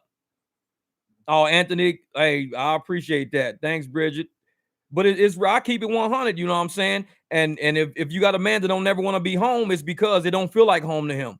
He's where he feels is home. And I know a lot of men like to work in the office, 80 hours a week, 60 hours a week, this and that. To them, that's home. They always got their little work wife and their little fun times and all that shit. It's probably, if he loved being home more than that, he would hate his fucking job, because his job is taking him away from home. Fuck the job. Fuck being in the office. He's like, dude, I need to be home, man. I need to get my ass home, because home is comfortable. Walking home, his favorite fucking beer is probably in the fridge. He's got, his meats. The grocery store has already been gone to, so all the groceries that he ever want to eat is in there. Cookies and shit is in there. His potato chips in there. I mean, she's smelling good. She's got her hair done nice and everything. She ain't looking like she's been laying in bed all fucking day. So he's coming home to a woman that looks nice, a house that looks nice. His life feels really nice. His life feels nice. So nowadays, you come home, you find a lot of these women, man, they fucking walking around in some dusty ass motherfucking house shoes they done wore to Walmart all fucking day. They got goddamn, asphalt grease all over the motherfuckers. They've been on Instagram all fucking day. Hair ain't done. Dishes stacked in the ceiling. The same pot of motherfucking spaghetti is sitting on the stove that was sitting there last night when she made the motherfucking spaghetti. So you got to toss that shit out. Trash ain't been taken out in 2 days. It was like, you come home to that enough fucking times, a man's going to be like, I don't want to come home to this shit. He's going to find a home. He's going to find a home. And you might not be his fucking home. Woman is the same way. A woman who wants to make a home is going to want a man that wants to be there. So if you as a man, you ain't never home, your ass ain't never around, trust me, she going to find a man that's going to appreciate who she is and the fact that she can make a home. And she might be at his house, making his house feel like home. And that's where her ass always is. Like, girl, where you be going all the time? Oh, just cruising. It's like, yeah, okay. Her ass is at home. She's over her boyfriend's house and their house feel like home. Because where you at, you don't appreciate that shit any fucking ways. Oh, yeah, man. Hey, because everybody pushes that lifestyle of being a movie star in an instant movie star. Everybody wants to be an instant movie star. They want to do a viral video to go viral so they can be instantly famous and everybody knows them wherever they go. They want to, be instantly rich, do something to get rich real quick. Nobody wants to do the work required to live this shit we call life. Life is a process of failing, succeeding, setting goals, effort. Life is a process, man. It's like, you can't just fucking sit there and just expect life to be great because you woke the fuck up. No, life is a process. You got to be willing to fucking have a flat tire and be like, I got the skills to change this motherfucker. I'm not worried about it. And a lot of people just, they're not ready for that process. And we have a lot of youth today that aren't ready for that process. They get depressed fast, real fast. If shit ain't going their way, oh, I got to put you on some depression medication. Oh, we got to put you in counseling. No, you don't. This is life, motherfucker. Life is hard. You just got to deal with that shit. You got to deal with it. You got to get yourself out of that rut. How? Get a hobby. If this is going this way, go build fucking birdhouses in the garage. Go get it. We grew up doing hobbies. My hobby now is being in my garage now. So if I'm feeling depressed and I'm feeling sad, I just go order some Jeep parts or order some BMW parts or go to Home Depot. I'll do something to create a project, and I'm happy with finishing a project that I wanted to do anyways. I'm happy now. And my mind is completely off of the shit that had me depressed. That's how you deal with depression. You don't deal with depression by thinking about it, by sitting in it and stewing in it. You deal with depression by doing something that makes you feel better about your existence. That's how you deal with depression. And you say, hey, man, I've been wanting to lift my Jeep. You order a lift kit, $600. You order a lift kit. You take your wheels off. You lower your axle down to the ground. You get the Jeep up high enough. You get the differentials off. You start getting everything. It'll take you a couple of fucking days. It'll take you a couple of days. But in a couple of days, you ain't depressed because you watching progress and you happy because you making progress. And it's like, let's build a muffler for this Tesla. Bridget said, I think you have another calling besides Uber. I don't know, shit. I love driving. I love cars. It's my shit. I love cars. I love putting miles on these motherfuckers to see how much they can do. And I'm like, how far can I get you? Can I get you to 500,000 miles? Can this happen? Can I do it? But yeah, man. And it's like, that's what it is, man. You got to get yourself out of depression by doing things that make you feel better about your existence. And a lot of people just want to brood over shit that distracts them from their existence. Like, I don't fuck with Facebook and all that crazy shit. A lot of people fuck with me sometimes, this and that. I just cuss them out and keep moving. I don't feel bad about cussing people out. I really don't. Because people don't like me, and it's cool because I'm over that part of my life of giving a fuck how somebody really feels about me. I'm over that part. I don't get depressed. But you see people get depressed online. Well, these people say they don't like me. And then she said, I don't like, and she said she don't like me. Well, fuck her then. Let's go fucking do something. Let's go kick it. Let's go. So we can go on the Jeep ride, do this. Well, she said she didn't like me and her friends don't even like me. Man, fuck them. Let's roll. Let's do something. And that's how you get over that shit. You go do something.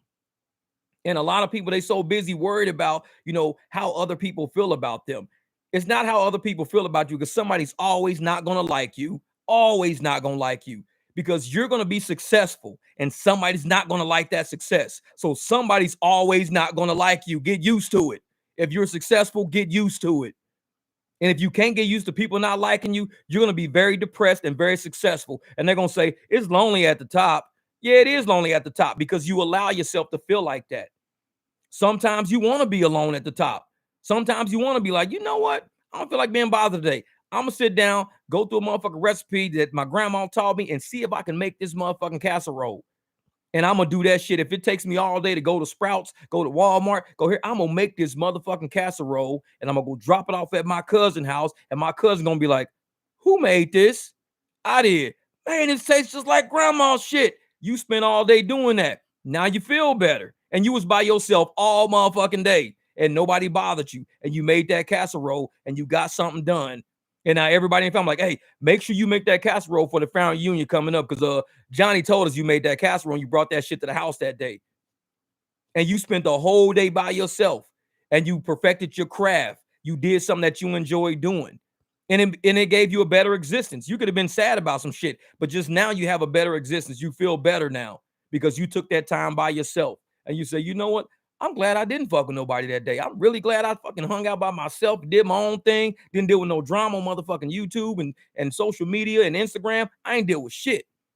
I perfected something that I've been wanting to work on, and now I feel that I have a better existence because of it. And I do that shit a lot in the garage, man. I do it. When I put my repair videos online, I do that shit because those were times when I was by myself and I had the time to do it. I had the time to think it through, to go by the parts. When I built the supercharger, it took me a week to build the supercharger. So for 7 days, I had to think how to build a supercharger. There is no supercharger setup like that built for my Jeep. I built that on video. I built it in front of everybody, going to Home Depot and finding other parts and ordering parts from AutoZone. I was using a timing belt pulley for a supercharger because that was the only circumference that I'm like, okay, the diameter of this is this and the length is this. Well, that has to be to a Volkswagen water pump pulley. How do you know it could fit? Because I've done a Volkswagen water pump pulley. That'll work. There's bearings already in the pulley already. Weird shit like that I would do. And I sat and I put it on video when I sat and people sit there and go, oh man, this motherfucker just sat and built the supercharger for his Jeep right on the video. It took me a week to do it, but it's something that I want to accomplish with my life. And I don't think I could have got on Facebook and accomplished shit that week. I couldn't argue with nobody that week. Couldn't fight with nobody that week because I was busy that week. And that's what it is. Being constructive helps out dealing with depression. That's right, E-Love, man. Oh, man. Investing in sports cards. Oh, shit. 9 out of 10, 10 out of 10, 8 out of 10, $25,000 cards. I see them motherfuckers all over eBay. I'll be like, holy shit. This is a 10 out of 10. Perfect placement. This and that. Look up Hojo's cards on eBay. Look up Hojo's cards. Hojo, he's the guy that I know. Me and Hojo, we used to be on like a gaming team together a long time ago. His name is like Hojo's Sports Cards or Hojo's Cards. This motherfucker asked me, hey, you know Watts? He'll be like, where have you seen Watts? Where have you seen that dude? This dude got cards, $25,000. I'll be like, damn. And he be selling them 5Gs, 10Gs. This dude be making, man, sports cards. Yeah. It's unlimited amount of money you can make with those because it depends on who you got 7 billion people on this planet and many of them trade sports cards for whatever reason. And so your chain of money is unlimited. You go to all of these events, you go to all these conventions with sports memorabilia and stuff like this, and you have cards. Your income is unlimited. You can't make enough money with sport because when you make a lot of money, you're going to go invest into another piece of sports memorabilia with that money, and you're going to turn around and flip that at some point. Maybe not this year, maybe not next year, but the year after that, you spend $100,000 on something that is now worth $1.1 million. And you're like, dude, I bought that for $100,000 like 3 years ago. It's now worth $1.1 million. Shit's crazy, man. Crazy. All the Kobe stuff that people had, man, that stuff went through the roof. Because I remember when that happened in Hojo, he was like, dude, I don't even want to sell none of my Kobe stuff. I really don't. He said, but the prices people are willing to pay me for this stuff, I can't even hold on to it at these prices. He said, I'd be stupid not to sell it. It was crazy money, man. Sports cards is big money. And I'm in a garage. I'm over at fucking Jiffy Lube. It's just Jiffy Lube gives you colon cleansing with free reach arounds. Kevin, you stupid, man. You stupid, man. That's funny shit. So I heard LED blinker fluid for Teslas is cheaper than Walmart versus get at the dealership. Exactly. They actually have blinker fluid, man. This is what he say, Jeff. If I would have known this when I was a kid, I had MJ cards in this, and the price for a graded one is over $1,000. Nuts. The 1985 cards, the 1987, the 89, all of his championship years, the 91, 92, man, the money involved in them cards, man, just the money involved. And it's like people think, oh, it's just a card. No, it has to be in perfect condition. If it's in perfect condition, you have an unlimited amount of money you could probably get for these cards. It's crazy like that, man. It's crazy. But yeah, man, that's me running my damn mouth about shit sometimes. But it's, I keep it 100 with people, man. I keep it 100. People think we're just drivers and we just aimlessly out there driving. We have a lot of time to think. We listen to good music when we cruise, when we're by ourselves, when we're doing deliveries, we got time to think. We chop it up with friends through text messages back and forth. So we process information a lot. We're not like employees. Yeah. He says the 86 rookie car, you not about to get that for under $1,000. Exactly. You ain't getting that car for under that. And a lot of us, the traditional employee is so busy at work with their brain at work. They're taught to be a drone. They're taught to just go to work, think about work, don't be friends with people at work, get your job done and go home. That's what they're taught to not be human, to be as robotic as possible. Excuse me, because if you get to work and you're friends with people at work, you're going to be mad at work and fighting people at work, people getting your business. But yet, as rideshare drivers, we all become relatable to each other because we're on islands. Each one of our independent contractors, we're on islands. And we're told that we're on islands by the apps. We're told that we're on islands by other drivers. But the moment we start bonding together, everybody gets fucking scared because they know once people and humans bond together and everybody's got their minds on the right track and everybody's going, man, you got a force to reckon with. That's why they don't want independent contractors to form unions. They don't want that. Because of independent contractors form unions, we set the rates. Like they setting the rates against us, we turn around and set the rates against them. They don't want that. Because to find out that there's nobody driving for their raggedy ass apps, because we all set a price for ourselves. We said nobody drive for less than $2 a mile, no matter what. They're fucked. Now they got to use taxis now. I know, Jason, we can't unionize because of the Antitrust Act. So if we can't do it because of the antitrust act and stuff like that, we can make a pact to say, like a co-op, a cooperative, to say nobody drive for less than 2 miles, no matter what. If we just did that, the apps would collapse, because they do a lot of shit where they charge people $16 for a ride, but they're giving a driver $6 out of that ride. And it'd be like, 4-mile ride or something like that. They'd have to pay the driver at least $8 out of that, which is 50% of what they're charging. Yeah, exactly, Frank. We tried that, man. Yeah, employees worry about AR instead of making money, because that's what we're taught as employees. You have to be a good, employee. You have to be employee of the month. You've never heard of independent contractor of the month in fucking rideshare? No, because there is no end. What we have is, did you pay your bills for the month? Yep. Then you're independent contractor of the month. Good job. Did you pay your bills for the month? Yep. Then you're independent contractor of the month. Good job. That's how we are. We handle fucking business. We out here to get the money. We're not here to step on top of each other like, I want to be the number one employee and park up under the tree in the very front by the door. We don't do that shit. No, that's what they do to employees, to make employees step on each other for promotions, push each other's down for promotions and stuff like that. We don't do that. Frank, did you see what you worth for curiosity? Yeah. Man, I have a few MJ cards. Like, shoot. Hey, if you got some, man, where my deceased sons, keep them, Frank. Keep them. Keep them. I'm telling you, because they're going to be worth a lot more to grandkids and to anybody else after that, man. It's like, keep them forever. Yeah, but employees, man, they step on each other for promotions all the time. They backstab each other to get certain projects put up under their name and stuff like that. That's how we're taught to be in corporate America. That it's about you shining, not the team shining. Because when you get a promotion, they don't promote everybody you work with. They don't promote everybody that helped you with your projects. They don't promote everybody that was involved with you all year, who all did a great job. They promote one person. That's it. They promote one. But it would be nice if they said, we're going to lift all y'all up at the same time. Each one of y'all all get the exact same raise, exact same bonus, all new titles. You ain't never seen nobody do no shit like that. But in rideshare, we do that to each other. We find out how to make money, and we all move up, and we all help each other out, and we all start earning more money. We all start getting more per ride, more per hour. We start driving less, using less miles. We all lift each other up. It's like one huge shift in dynamic. Now, you don't get that in employment. One person gets promoted. The rest got to stay where they are, but keep trying. You might get promoted next time. It's like shit. Yeah. See, Jason said, we had that in our town with our little group. No low tip pickups and deliveries. Then after a month, I noticed the app started flooding the market with newbies. And that's how they kept going. Yep, that's it. Jason, that's it. Because they give them all those little bonuses. And I don't like the fact that when they bring on new drivers, they give the new drivers bonuses, but they don't give the experienced people that know what we're doing anything. They don't give us nothing. We know these towns inside and out. We know these restaurants inside and out. We know people at these restaurants inside and out.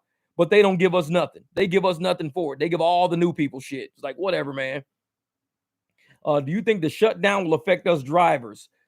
Oh no. That's kind of, I mean, the mail will still run. I think. Well, I don't know if the shutdown will the mail still run, because honestly, mail is what keeps people moving. And I'll tell people that all the time, because mail is still communication. If you shut down mail, you shut down a lot of communication. You shut down a lot of shipping, because UPS or USPS ships a lot. So you shut down a lot of shipping. When you shut down shipping, you shut down product movement. So you shut down product movement, you shut down raw materials, you shut down, invoicing. You can shut down a lot if the post office stops. The post office is like the key to a lot of success. If you look at the postal system, the history of the postal system involved with Britain and everybody else in the whole world, the postal system kind of runs shit. Because if you don't have a postal system, you don't have a society. You really don't. Because with the postal system, if they shut down, I mean, how you going to move information around? You can't move invoices. You can't, because a lot of people got same day shipping, next day shipping, same day, where they're moving products, goods, services, getting things done. If your business is like dormant, and you've got this warehouse full of people, and you're waiting on parts for all these machines, and you can't use FedEx or UPS, you're using like the post office for it normally, then either you got to pay a higher price to use FedEx or UPS, or nobody can come to work. and everybody's just kind of sitting around, man, just stay home. When the government opens back up, then we'll start back. A lot of government offices and buildings and stuff like that are around restaurants, things like that. Like you got the mom and pop restaurants, the mom and pop shops. Government employees feed these places, like at the IRS buildings or the FBI buildings or the government buildings, the Capitol buildings.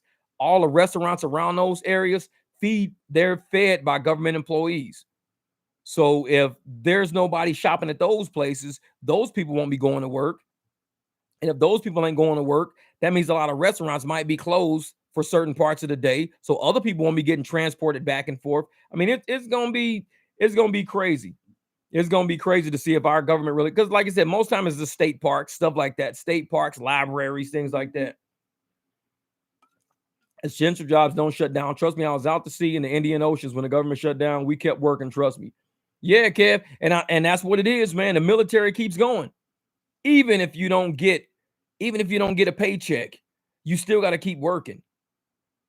Chi boy, oh, it's dropping later. I got it in the phone. All I got to do is upload it to you. I got to upload it to YouTube. I probably drop it about 2 or 3 p.m. I got to upload it and create the thumbnail for it and shit like that. But it's already rendered. It's ready to rock and roll. But yeah, I got a bloodline evangelist. Yeah, and that's the thing, Bighorn, man. For military and stuff like that, you guys got to keep going. You got to keep working because you still get a paycheck. You don't get paid if you don't work. The company don't get protected if you don't work. And the paycheck's going to be there. It's just kind of like in limbo right now. So a lot of activities within the government still occur. People still have jobs. That's the thing. People still have jobs. And that's what, just because, the government shut down don't mean everybody got fired. It's like, no. And that's what people think a lot. Oh, if the government shuts down, everybody's going to get fired. No, it just means a lot of people don't show up to work. Some people still have to come. A lot of the essential people still have to go. So I miss you, man. It's been almost a week. Yeah. And that's it, because I had to take a week off to do some stuff, but then I drove last night. But I've been dropping a lot of podcasts. Most of my podcasts are kind of like, they still deal with the psychological aspect of driving, but not just me being out on the road. That's about it. But we still be in this chat, man, cracking up and everything else. Say you couldn't tell the Russians time out. Exactly. Tell the Russians, hey, time out. You guys, we got to shut down. We'll be back like in a couple of months. Let us get this shit together. No. Man, I've been around, Chi boy. I was dropping more lives and I've been dropping actual videos. The lives have been pretty informative, and the lives get pretty passionate. They get pretty emotional. They get into a lot of people's fucking feelings, and I'll tell you that shit for real. The videos I do are just videos. My live streams are people get into their feelings about my live streams, man.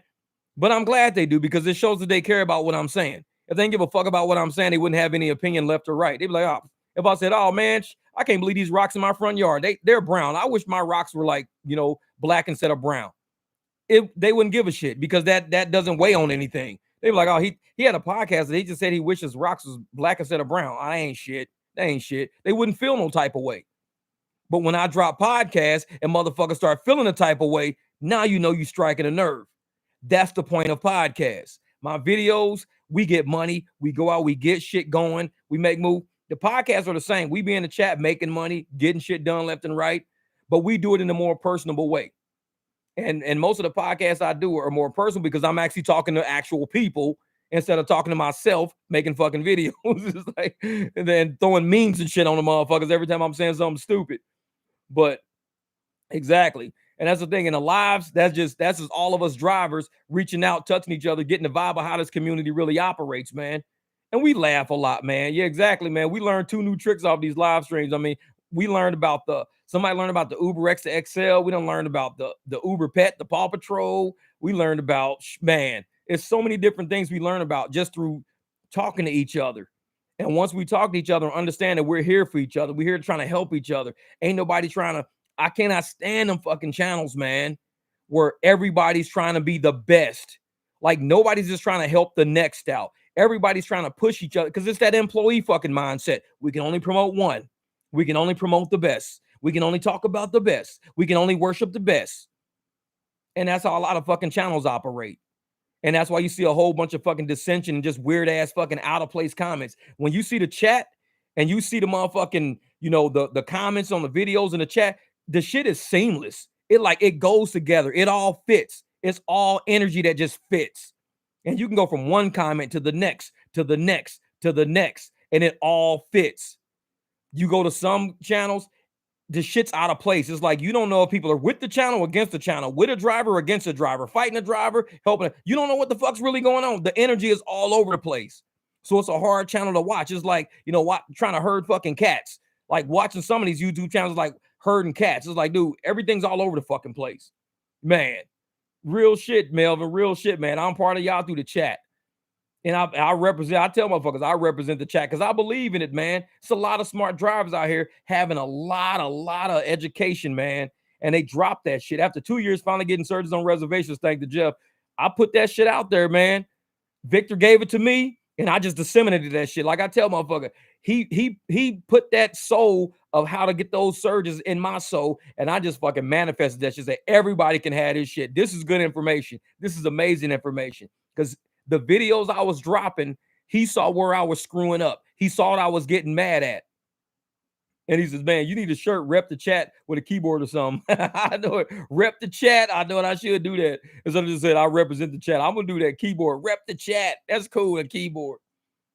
But yeah, and once you see somebody, come on a comment or a chat and they say, hey, man, I see where you screwing up in your videos. You're missing a lot of money. I'm going to help you. Other channels be like, you're not making no money. Go get a real job. You don't know what you're doing. Go get a real job. You're stupid. Go get a real. That's how them other channels be. You shouldn't be driving. You're stupid. You don't know what you're doing.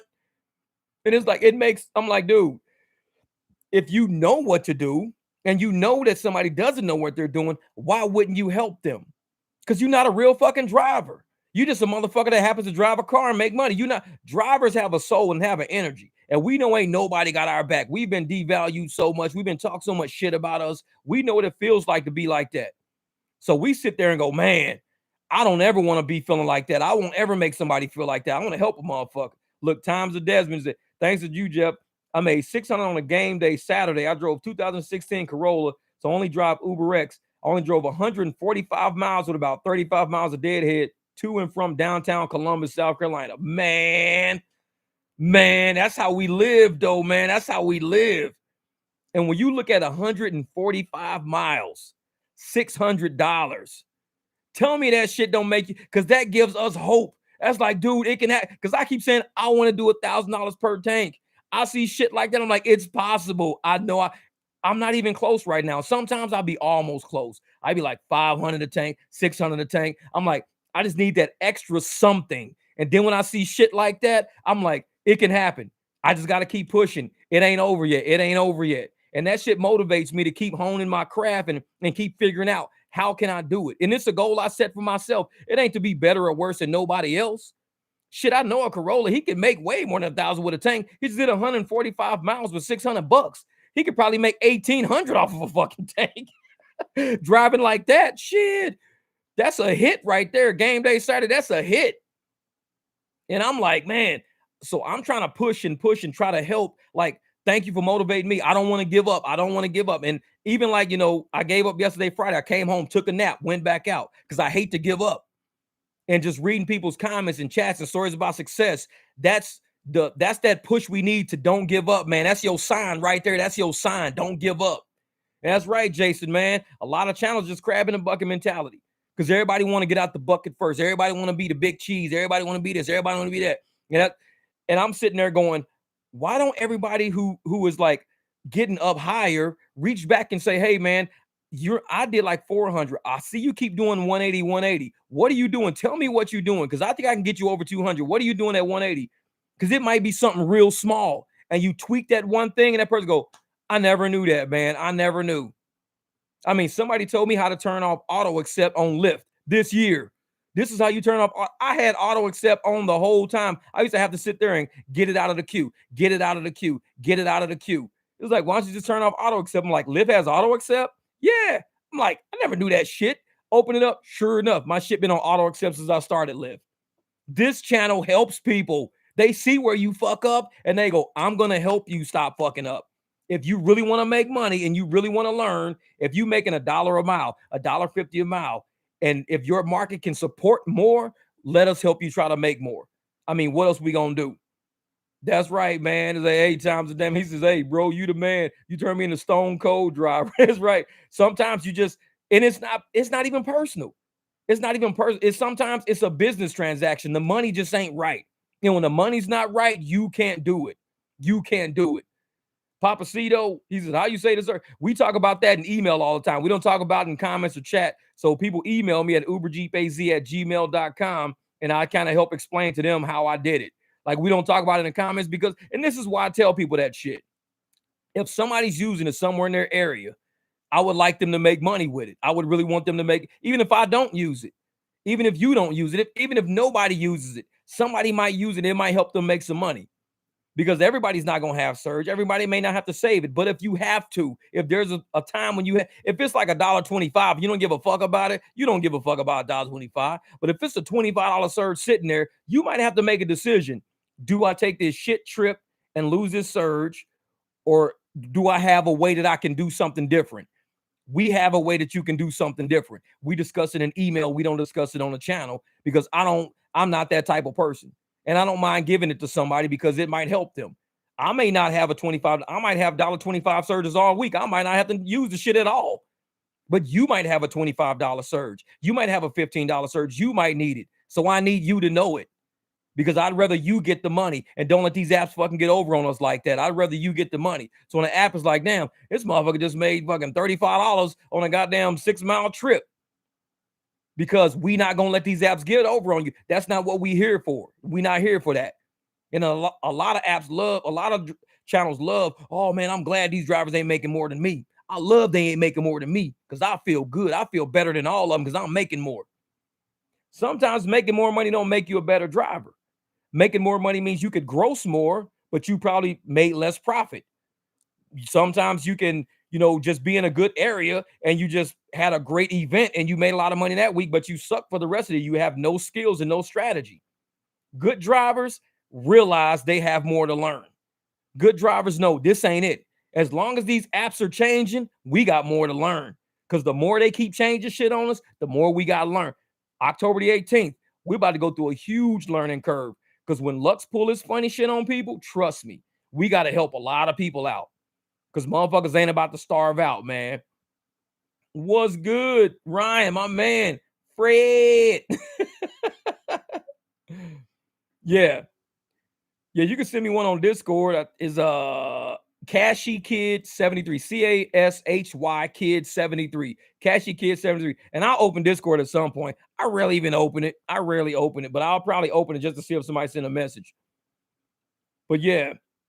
And that's it, Melvin. Relax, make a plan, accept higher paying rides, decline rides. That's it. You got to kick back, man. You got to kick back.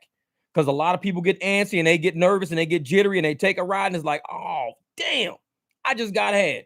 Ryan, my man, I appreciate that, brother. Thank you, Mr. Montgomery. My man Ryan's in the building. Man, thank you for that super chat. I appreciate that, brother. You didn't type a message, but you did good anyways. I like that. He's like, I'm just hooking you up, man. I appreciate that shit, Ryan. Thank you, brother. Thank you.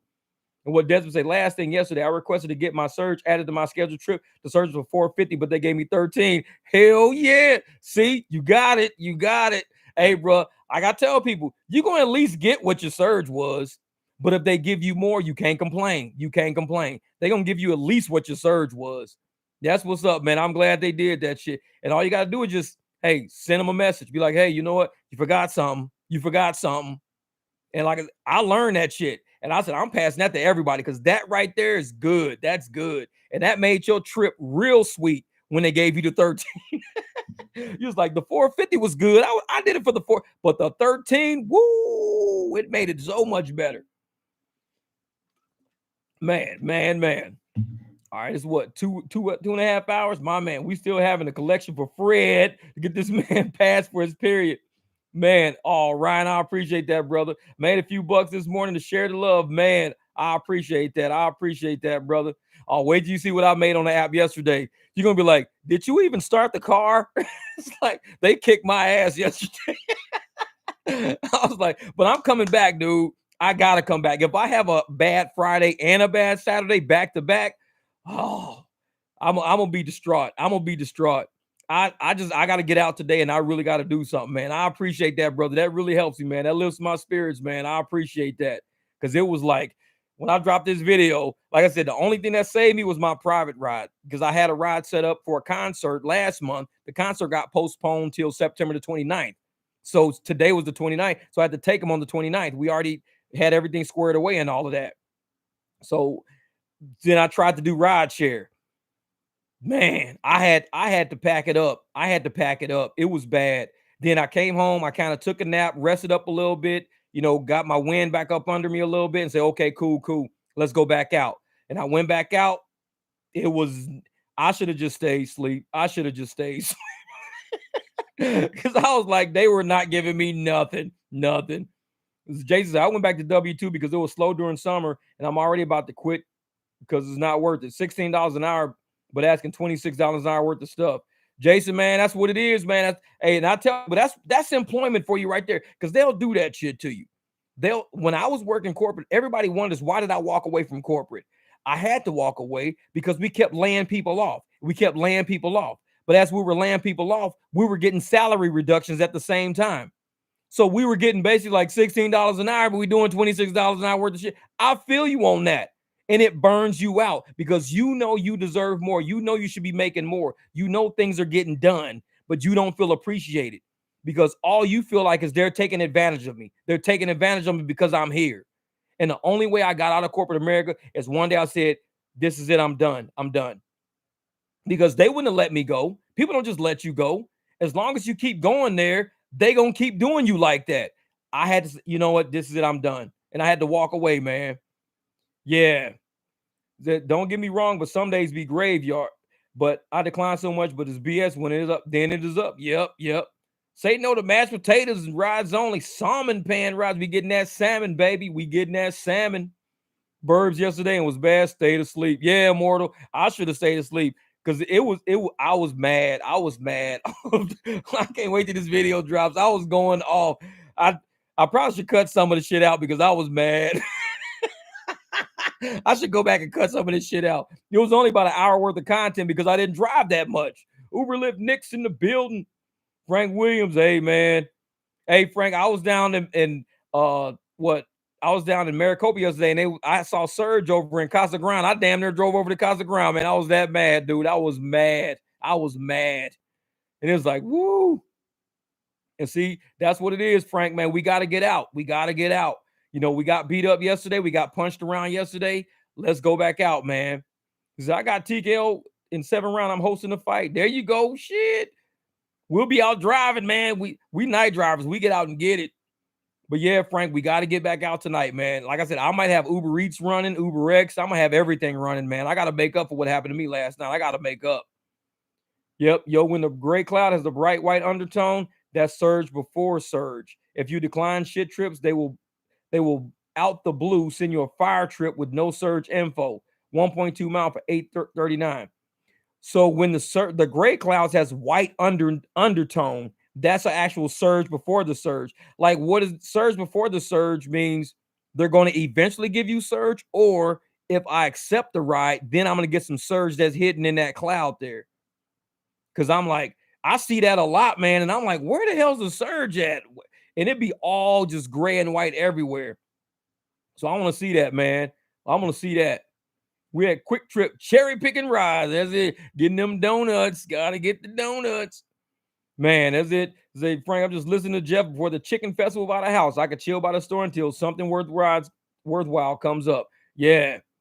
And that's it, man. With all the festivals we got coming up because of the weather and everything, we need to be prepared. Hey, just like Doc, keep your app on, man. Just keep your app on. Don't take no shit. That's essentially a strike. Don't take no bullshit. If you see some good rides come through, get it. If you don't want the ride, don't take it. Just let it go. Let it pass. Because sometimes, and I was doing that yesterday in the house just because I had to go to Home Depot for something. I just wanted to see what it looked like in the daytime. It was crap in the daytime. I should put that on like a short or something. Man, it was crazy. I was like, ain't no way. And I just had to go pick up some aluminum. And I'm like, ain't no way in hell I'll be driving in the daytime with this stuff. Because I'm just sitting in the house seeing what was coming down the pipe, hoping something good would come. Nothing good ever came. And I was like, I need to go to Home Depot. I'm going to quit screwing around. Yep, keep declining till they send a good trip. They got them. See, and that's the thing. They got to get them to get people to move. And that's a lot of people would take the shit trips, man. And that's what we trying to get drivers to stop doing. Like, stop feeling so desperate. You got to take these 50 cent a mile trips, $8 for 13 miles. You don't got to take that. $9 for 15 miles. You don't got to take that. But they be thinking, oh, I got to take that. No, you don't. Because for 15 miles, I guarantee this person paid at least $35 for that ride. Paid at least $35 for a 15-mile ride. And you willing to take $9 for it and get an app like $25? It's like you're giving an app 25 and you're taking 9 and you're okay with that. It's like we already upset that the apps are taking 50%. Now they're taking like 60 to 70%. And people are still taking these rides. I'm like, no. These people are paying good money for these rides. And you're sitting there allowing yourself to be bought for cheap. Don't be bought for cheap. Tell the apps. You don't got to ask the apps for money. Show the apps you want more money by not taking low money. That's it. Because they never gonna give us what we ask for. Just get it out of our heads. We protest, we're gonna ask, we strike, we do everything under the sun, and I support all that.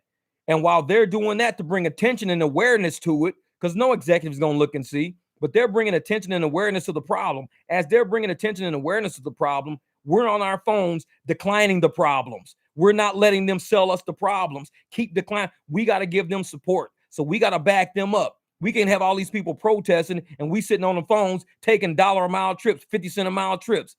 It's defeating the purpose of them even protesting to begin with. They're bringing attention to the fact that we're not getting paid enough. So we got to stop accepting things that we ain't getting paid enough for. And it's like, no, we can't do that. We can't do that. Yeah, we at war with these apps every single day.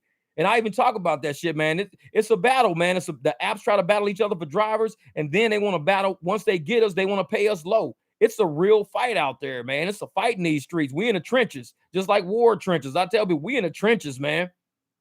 This is like, if you in battle, you're going to jump in a trench and you're going to keep making moves. You're going to go to the next trench and you're going to fight as much as you can in that trench. You're going to go to the next. You're going to just keep trying to encroach on your goal. You just encroaching on the goal. We know what the goal is for what we want to get paid.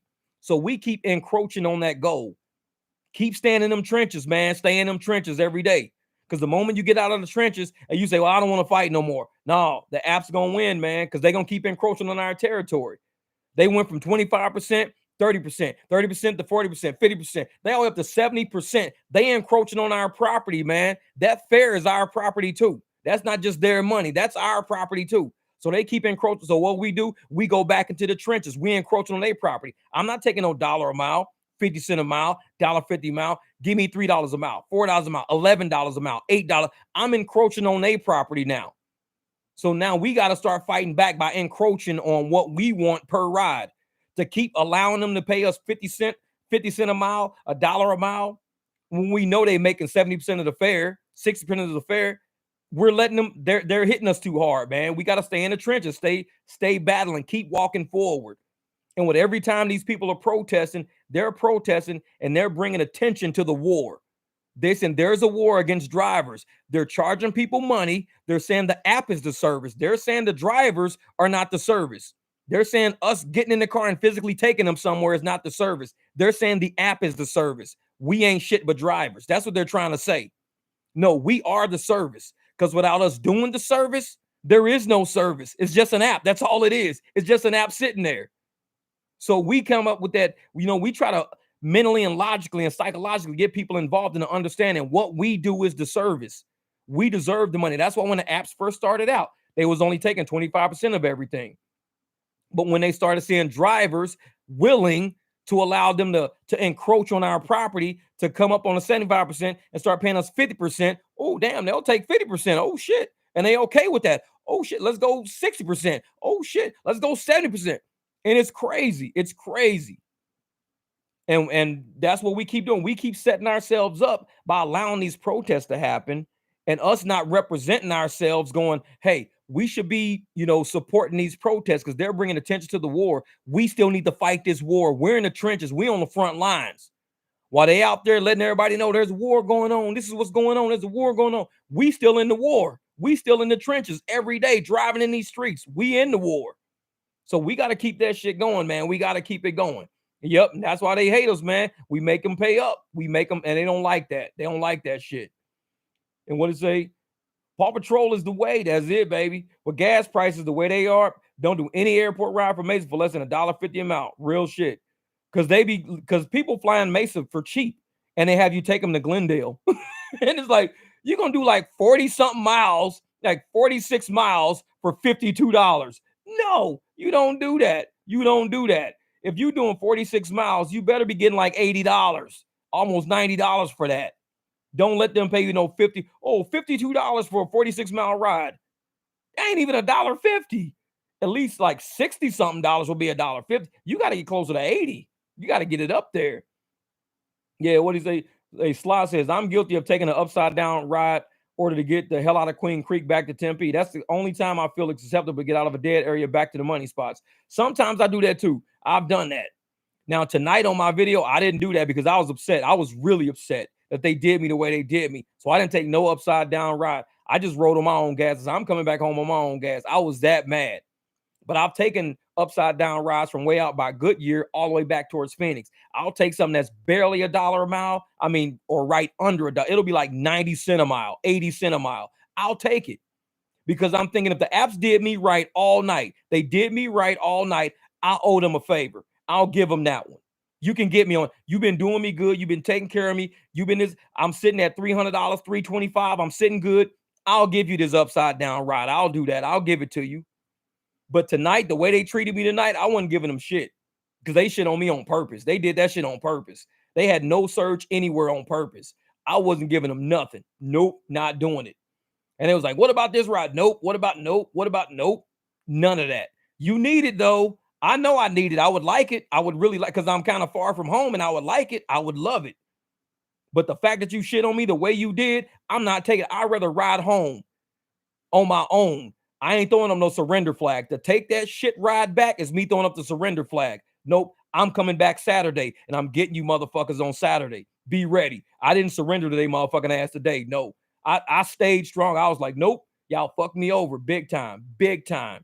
And it was like, well, what about this ride? This will get you back home. It would. But I know that this person paid a whole lot more to get that far. And y'all only doing that shit to me because y'all know I got to get back to Phoenix. That's why y'all doing me like that, because I got to get back to Phoenix, and I'm not in Phoenix right now. 41-14, USC. Oh, they did it. They did it. They got 2 touchdowns. Say no to nature hikes. Real shit, man. Say no to nature hikes. Goddamn. Man. Oh, yeah. Uber and Lyft are practicing very unsustainable practices. That's why I think Lyft is going to be done, man. I don't know. I used to have faith in Lyft. I don't think so. I don't think Lyft's going to cut it, man. With the shit they pulling, I think a lot of drivers are going to bounce. They're going to start doing delivery, or they're going to go over to ubereats. And it's just, only thing that's going to be left on Lyft is upper tier drivers. That's it. Lower tier drivers are going to get squeezed the fuck out of the market because they're going to have to go over to ubereats just to make a living. It's like, man, I don't drive over 5 miles because that's when the fuckery comes in. Doc, man, that happened to me tonight, dude. You speaking to the choir right now, man. That shit was like 3 miles. I was like, perfect. It was the destination. That was exactly where we were. And after that, the fuckery came in. When she changed the address, I was like, that's cool. That's cool. Y'all got me. That's cool. That's when the fuckery starts, right? And these apps know it. That's why they're doing it like that. That's why they're saying, we're going to give you a trip that's short because you like short trips. But the way they set it up is that they put the destination and the pickup at the exact same place. So the mileage is different. And you get there, now they have to change the mileage. And it's nothing what you would agree to at first. You'd be like, I wouldn't agree to this shit if it would have been the correct mileage. And they know that, man. It got me. Super did that shit to me last night. Got saved by a crusty, dusty Lyft last night on Lux. Lux wasn't giving me shit, man. They gave me 1 ride on Lux. One. All Friday night. Phoenix. Friday night Phoenix. Concerts everywhere. Events everywhere. I got 1 Lux all night. That's all. Trust me, man. Woo, I was mad. I was hot. Man, I was hot. That's all I can say is I gotta render this video. Y'all gonna be dying laughing. It says, I remember one Sunday morning in the summer, there was a surge of 21, and I hit them for that surge 7 times. And as soon as they stopped, went to Uber Pet, drove home, that's when they shut down AP surge. I know it, man. That's funny shit. Hit that surge 7 times. Man, Oh, thanks, Mr. West. I appreciate that, brother. I appreciate that, man. I'll be out here trying to do it, brother. I'll be trying to do it. Just let's all tip Jeff at the same time. 1, 2, 3. See, Wes, you got an EV, man. You can afford it. We all drive gas cars. I'm just kidding. We all running broke with these gas cars, man. That's what I'm saying, man. And I should have emailed Lyft. I should have screenshot that and sent it to Lyft and say, but I know it'd be AI, but I should at least say something to him. Be like, I know what's going on because y'all been doing this a few times. I know what's going on. I know how y'all getting me now. And it's like, man. And I'm just, next time I'm doing it, the next time I get a trip that looks like that, I'm gonna screenshot it and I'll probably decline it. Then I'm gonna send it to Lyft and I'm gonna say, this keeps happening to me. What do I do in the event that they change this? What can I get the same rate per mile? And if they say no, we just have to get what we give you, then I'm never doing that shit again. Never taking another one again that's set up like that. Because I'm not gonna just take what they give me. No, I'm not doing that. Say no, Doc, the DOC, my man. Nah, I'm about that, Taz. LOL. Y'all wow, man. Y'all wow. Man, I appreciate that, brother. Y'all wow for that shit, man. But hey, I appreciate it because, man, after last night, trust me, tonight's gonna be different though. Don't take mashed potatoes. All right, man. I'm out to try and get that motherfucking piece of chocolate milk, man. Motherfucking cornbread, like that one dude said on TikTok. I'm trying to get that motherfucking cornbread. Don't take mashed potatoes. I'm trying to get that motherfucking cornbread. Shit. We trying to go out there and get, because like I said, Saturday night's gonna be a different story. Man, I cannot, and I'm almost anxious to see how this map's gonna look. Because I hope I open it and it's enough red in there that'll get me on track to where I should have been tonight. Because it was like no red last night. When I was far, far away, they messed with me. They said, oh, we're gonna throw up some pink for you. They threw up some pink. I'm like, dude, I'm like 30 miles away from all that shit. When I was there, y'all didn't do that. I see what the game is, man. I see what the game is. This is, yeah, we only want the school square pizza rise. I know it. The big rectangle pieces with the floppy motherfucking crust, man. Tell me the motherfuckers was good. Them motherfuckers, you know you like that shit. We used to fold that shit like a taco, man. That shit was so good. That would cancel a trip right in front of a rider face. Done it before. Done. Hey, I had to cancel some girls. They got in the car and they tried that shit. This was a long video ago. And they tried to get me to take them far north. I picked them up downtown. I took them to because my next pickup already hit. It had already hit. So I said, what I can do is just cancel this ride. I said, but I said, I already got my other ride and it was a really good Lux. So I said, I'll drop y'all off where I'm picking them up. That's about as far as I can go. And that girl's like, this is going to be on your conscience. Y'all hope you can sleep knowing what you did. You left us on the side of the curb. That girl was mad as hell. I'm like, I didn't leave you on the side of the curb. I dropped y'all off where I'm picking them up. They were standing here. It ain't no fucking side of a curb. This is where people hang out. You're going to have to live with yourself. Yeah, but that girl was mad. I'm like, fuck you, girl. Get out of my car. It's like, I got another ride coming up. They tried that slick shit. Try to set it to where, you know, the destination was where the pickup was, but they was way, way far north. I was like, dude, I'm not doing that. I had to cancel that shit right on the spot, man.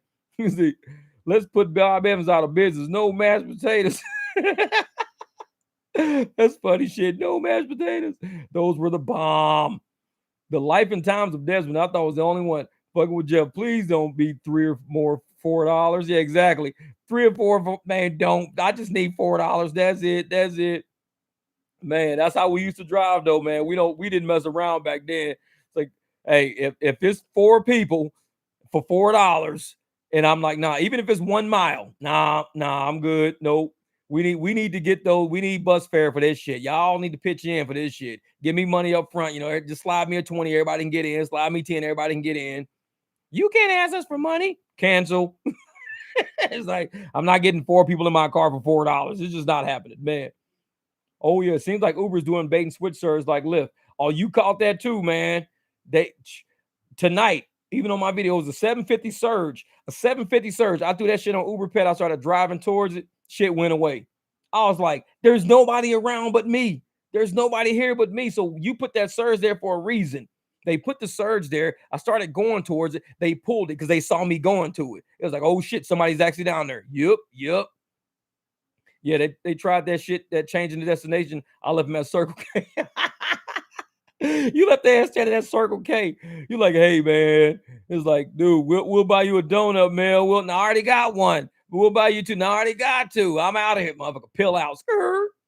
Motherfucker, that's the first time a Tesla ever made an engine sound. Whoa. That's how fast Melvin took off. The motherfucking Tesla made an engine sound. Whoa. Like, wait a minute, hold up. Yeah. Touchdown, Colorado. Uh-oh. 21-14. Can they make a comeback? Wait, it's like fourth quarter by now, ain't it? Ain't it about fourth quarter? Yeah, usually if I see the distance is updated while I'm on my way there, I'll pull over and contact the driver to see where they're going now. If it's not anywhere near the original, I just cancel it. Yeah. And they do that shit all the time. They'll set something real close, then they'll add a stop. It'll say it'll be 3 miles to get to them for a 3-mile trip. Then they'll add a stop. It'll go from like 6 miles to a total of 16 miles. But it's not $32 though. It's like it'll be 16 miles, but it'll come out to like, $21. And I'm like, man, I can't do that. Alpha John, my man, down in San Diego. What's up? Potholes, sinkholes, and assholes. He said San Diego got 3 type of holes down here, man. Potholes, sinkholes, and assholes. Don't drive in San Diego. That's funny shit. That's funny. Yeah. Oh, yeah. Some of them add a stop when you accept it because they know we won't. Yeah, and they slip that shit in because they've done it to me before and I didn't realize it. So sometimes as I'm driving, I'll slide up and I'll like look to see was there a trip added. Now, and sometimes there's not a trip added. I'm like, okay, cool. But I've done it once and I'm like, oh shit, they added a stop and I didn't even know that. Like, hold up, cancel quick as hell. Yeah, Uber won't update. Yeah, and that's the thing, man. They've been doing that shit to us way too long. Just add a stop. Exactly, Wes, man. Hey, Wes, you know they do, man. When Melvin take off, shit, that Tesla make an engine sound. Tesla ain't never had an engine sound till Mel started driving. That motherfucker be leaving passengers stranded. Whoa!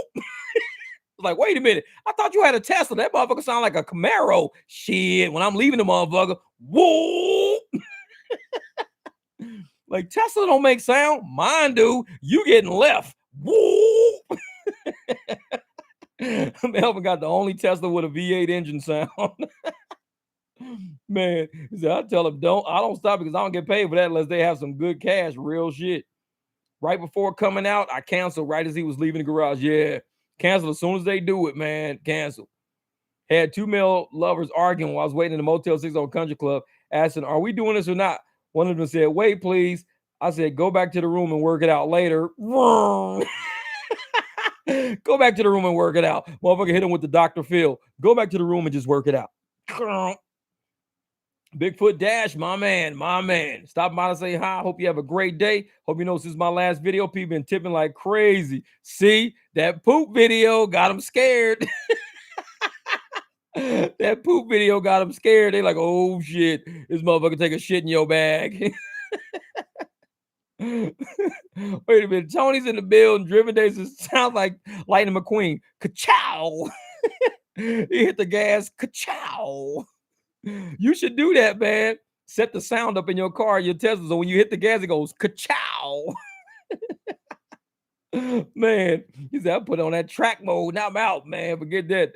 Melvin got an exhaust with this shit. Hey, Melvin, he finally put the tailpipes on that. This is, man, my Tesla gonna have a booty hole. Fuck that, man. Fuck this. I'm putting tailpipes on my shit. Letting some exhaust out this motherfucker. It's like, man, how the hell you got CO2 poisoning? Man, I got exhaust on my Tesla. What? Man. Yeah, I'm telling you, Bigfoot Dasher, that video had me dying laughing. That shit was funny. Boy, that shit was funny. I was like, he straight zipped the bag back up. That shit was funny as hell. It's like, man, I canceled Angel Brooke, and she gave me $10 for coming out late and gave me the full fare. What? Who's Angel Brooks? And I canceled Angel Brooks before, and she gave me $10 for coming out late and then gave me the full fare. That's what's up, man. That's what's up. So now I'm waiting for Jeff to build one out. I'm gonna build my Tesla out like crazy. That motherfucker gonna have a supercharger come out the hood and everything. I'm gonna have an alternator on my shit. You can say, how you charge your alternator as you drive? I got alternator on it, man. I'm charging my alternator. I'm charging my Tesla as I drive it. This is now I run straight pipes on my Tesla. Run them out the side, right up under the back door, have pipes coming out the side. They be like, dude, this motherfucker got pipes? Yeah, dude, you don't, man, this Tesla. This is a real Tesla. This ain't the fake shit. This is a real Tesla. I got exhaust with mine. Man, we saw a Tesla with a real motor in it. Motherfucker had exhaust pipes coming out the back. Like, yeah, you got duped. Motherfucker might tip you for it, though. You never know. They might tip you. Woo, man. I'm gonna tie a line on my headlight fuse and pull it as soon as they ass stop so I can cancel the trip, get the vehicle issue, pop the fuse back in and get back to work. Man, that's funny shit. Just pull a headlight fuse. Oop, man, my headlights went out. Damn. We can't go. Shit. Say Jeff. Say, come on, Jeff. The lady from Blue Hill Avenue. She stayed on Malcolm and Eddie as the bartender. Oh shit, man. Man, that old ass show from back in the day. I forgot about that. Malcolm Eddie. That's right. I forgot about her. Angel Brooks. Okay, I see you, brother. I see you. Shit. You out there trying to get it in. You trying to get the phone number. You're like, I'm going to cancel if you don't give me your phone number. Boy, I ain't give you my phone number. Cancel. All right, here's $10 in the full fare. The tuber Tesla.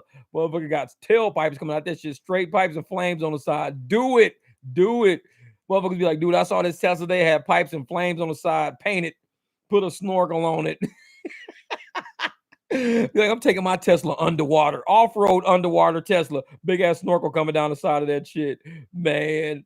Dude, say, but Clinton Powell, he tied it in a pickle jar. Don't tip me $1. Clinton Powell, goddamn Condoleezza Rice. Was that what did he call that dude? Oh, Powell. You know who he was. He was the Governor Powell or something like that. He was like Clinton Powell. Condoleezza Rice. Dave Chappelle said that shit. Andrew at the service. What's good? What up, Jeff? Excited October football games, Columbus Day, and Halloween. Halloween parties gonna be popping this year. That's what I do know. Halloween parties are always popping. So get back seat covers. There's gonna be a lot of glitter and feathers and shit. So get your back seat covers for Halloween. I remember one year, the first year I did Halloween in the Jeep. I didn't understand how Halloween worked. I didn't have seat covers. Man, I had glitter in my Jeep for like 3 fucking months. It was glitter, feathers, boa feathers, all kind of shit all in my Jeep forever.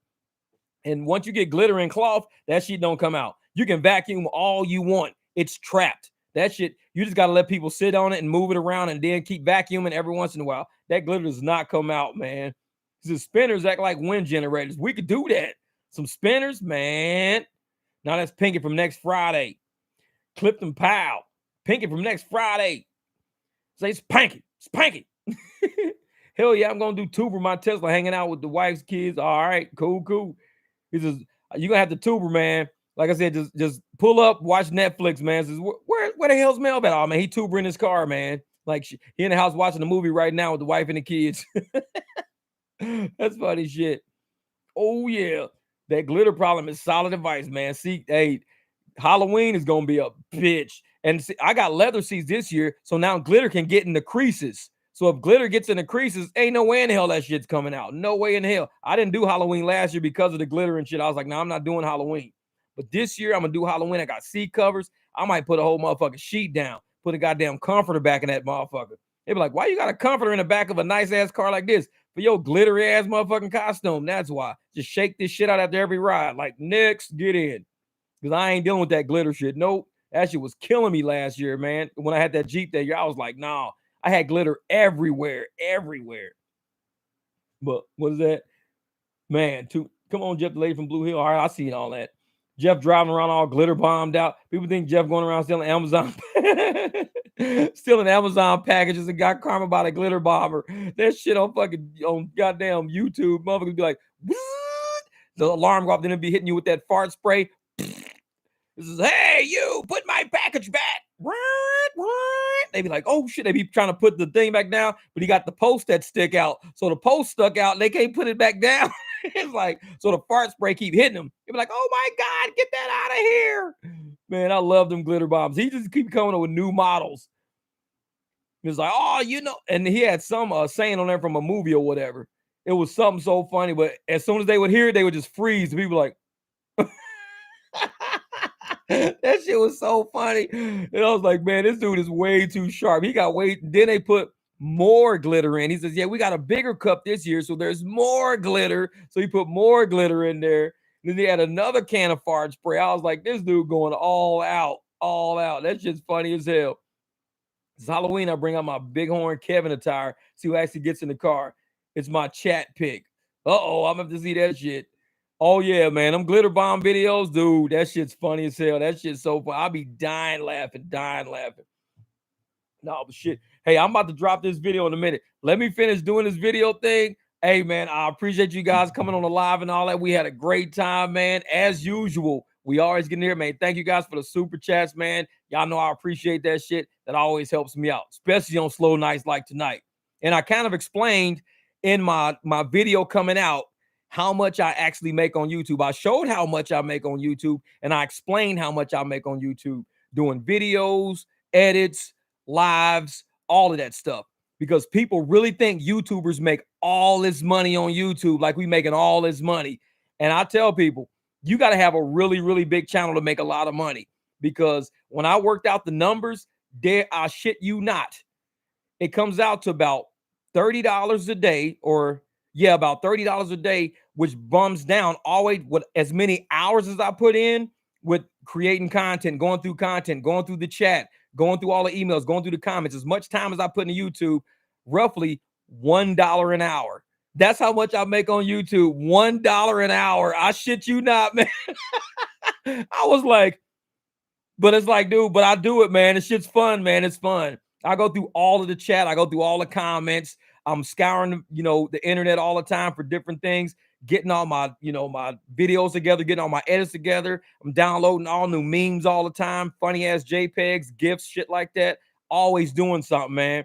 Buying new equipment, setting the equipment up different, getting everything I do for YouTube, and I put it into how much do I actually get paid on YouTube? That shit's $1 an hour. $1 an hour. But man, I'm about to drop this video. It'll probably drop. What time is it? Noon now? Yeah, I'll probably drop it about 2:15. I'll let it drop about 2:15. That'll give people time, go do what they got to do, drive and all that shit, because I still got to get this thing rendered and all of that. But man, I appreciate you guys. Man, much love and respect on you guys just sitting me with midday chat.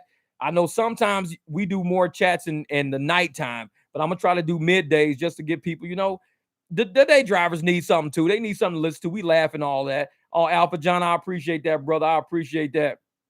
That's right. September the 30th. Let's end it strong, Andrew. Let's do it, man. Let's do it. Bighorn Kev, appreciate you, my man. He says, yeah, it's not going to change your world unless you have 100,000 play subs and do financial content. Exactly. I tell people, it's not a whole lot. It's like you get like $1 an hour.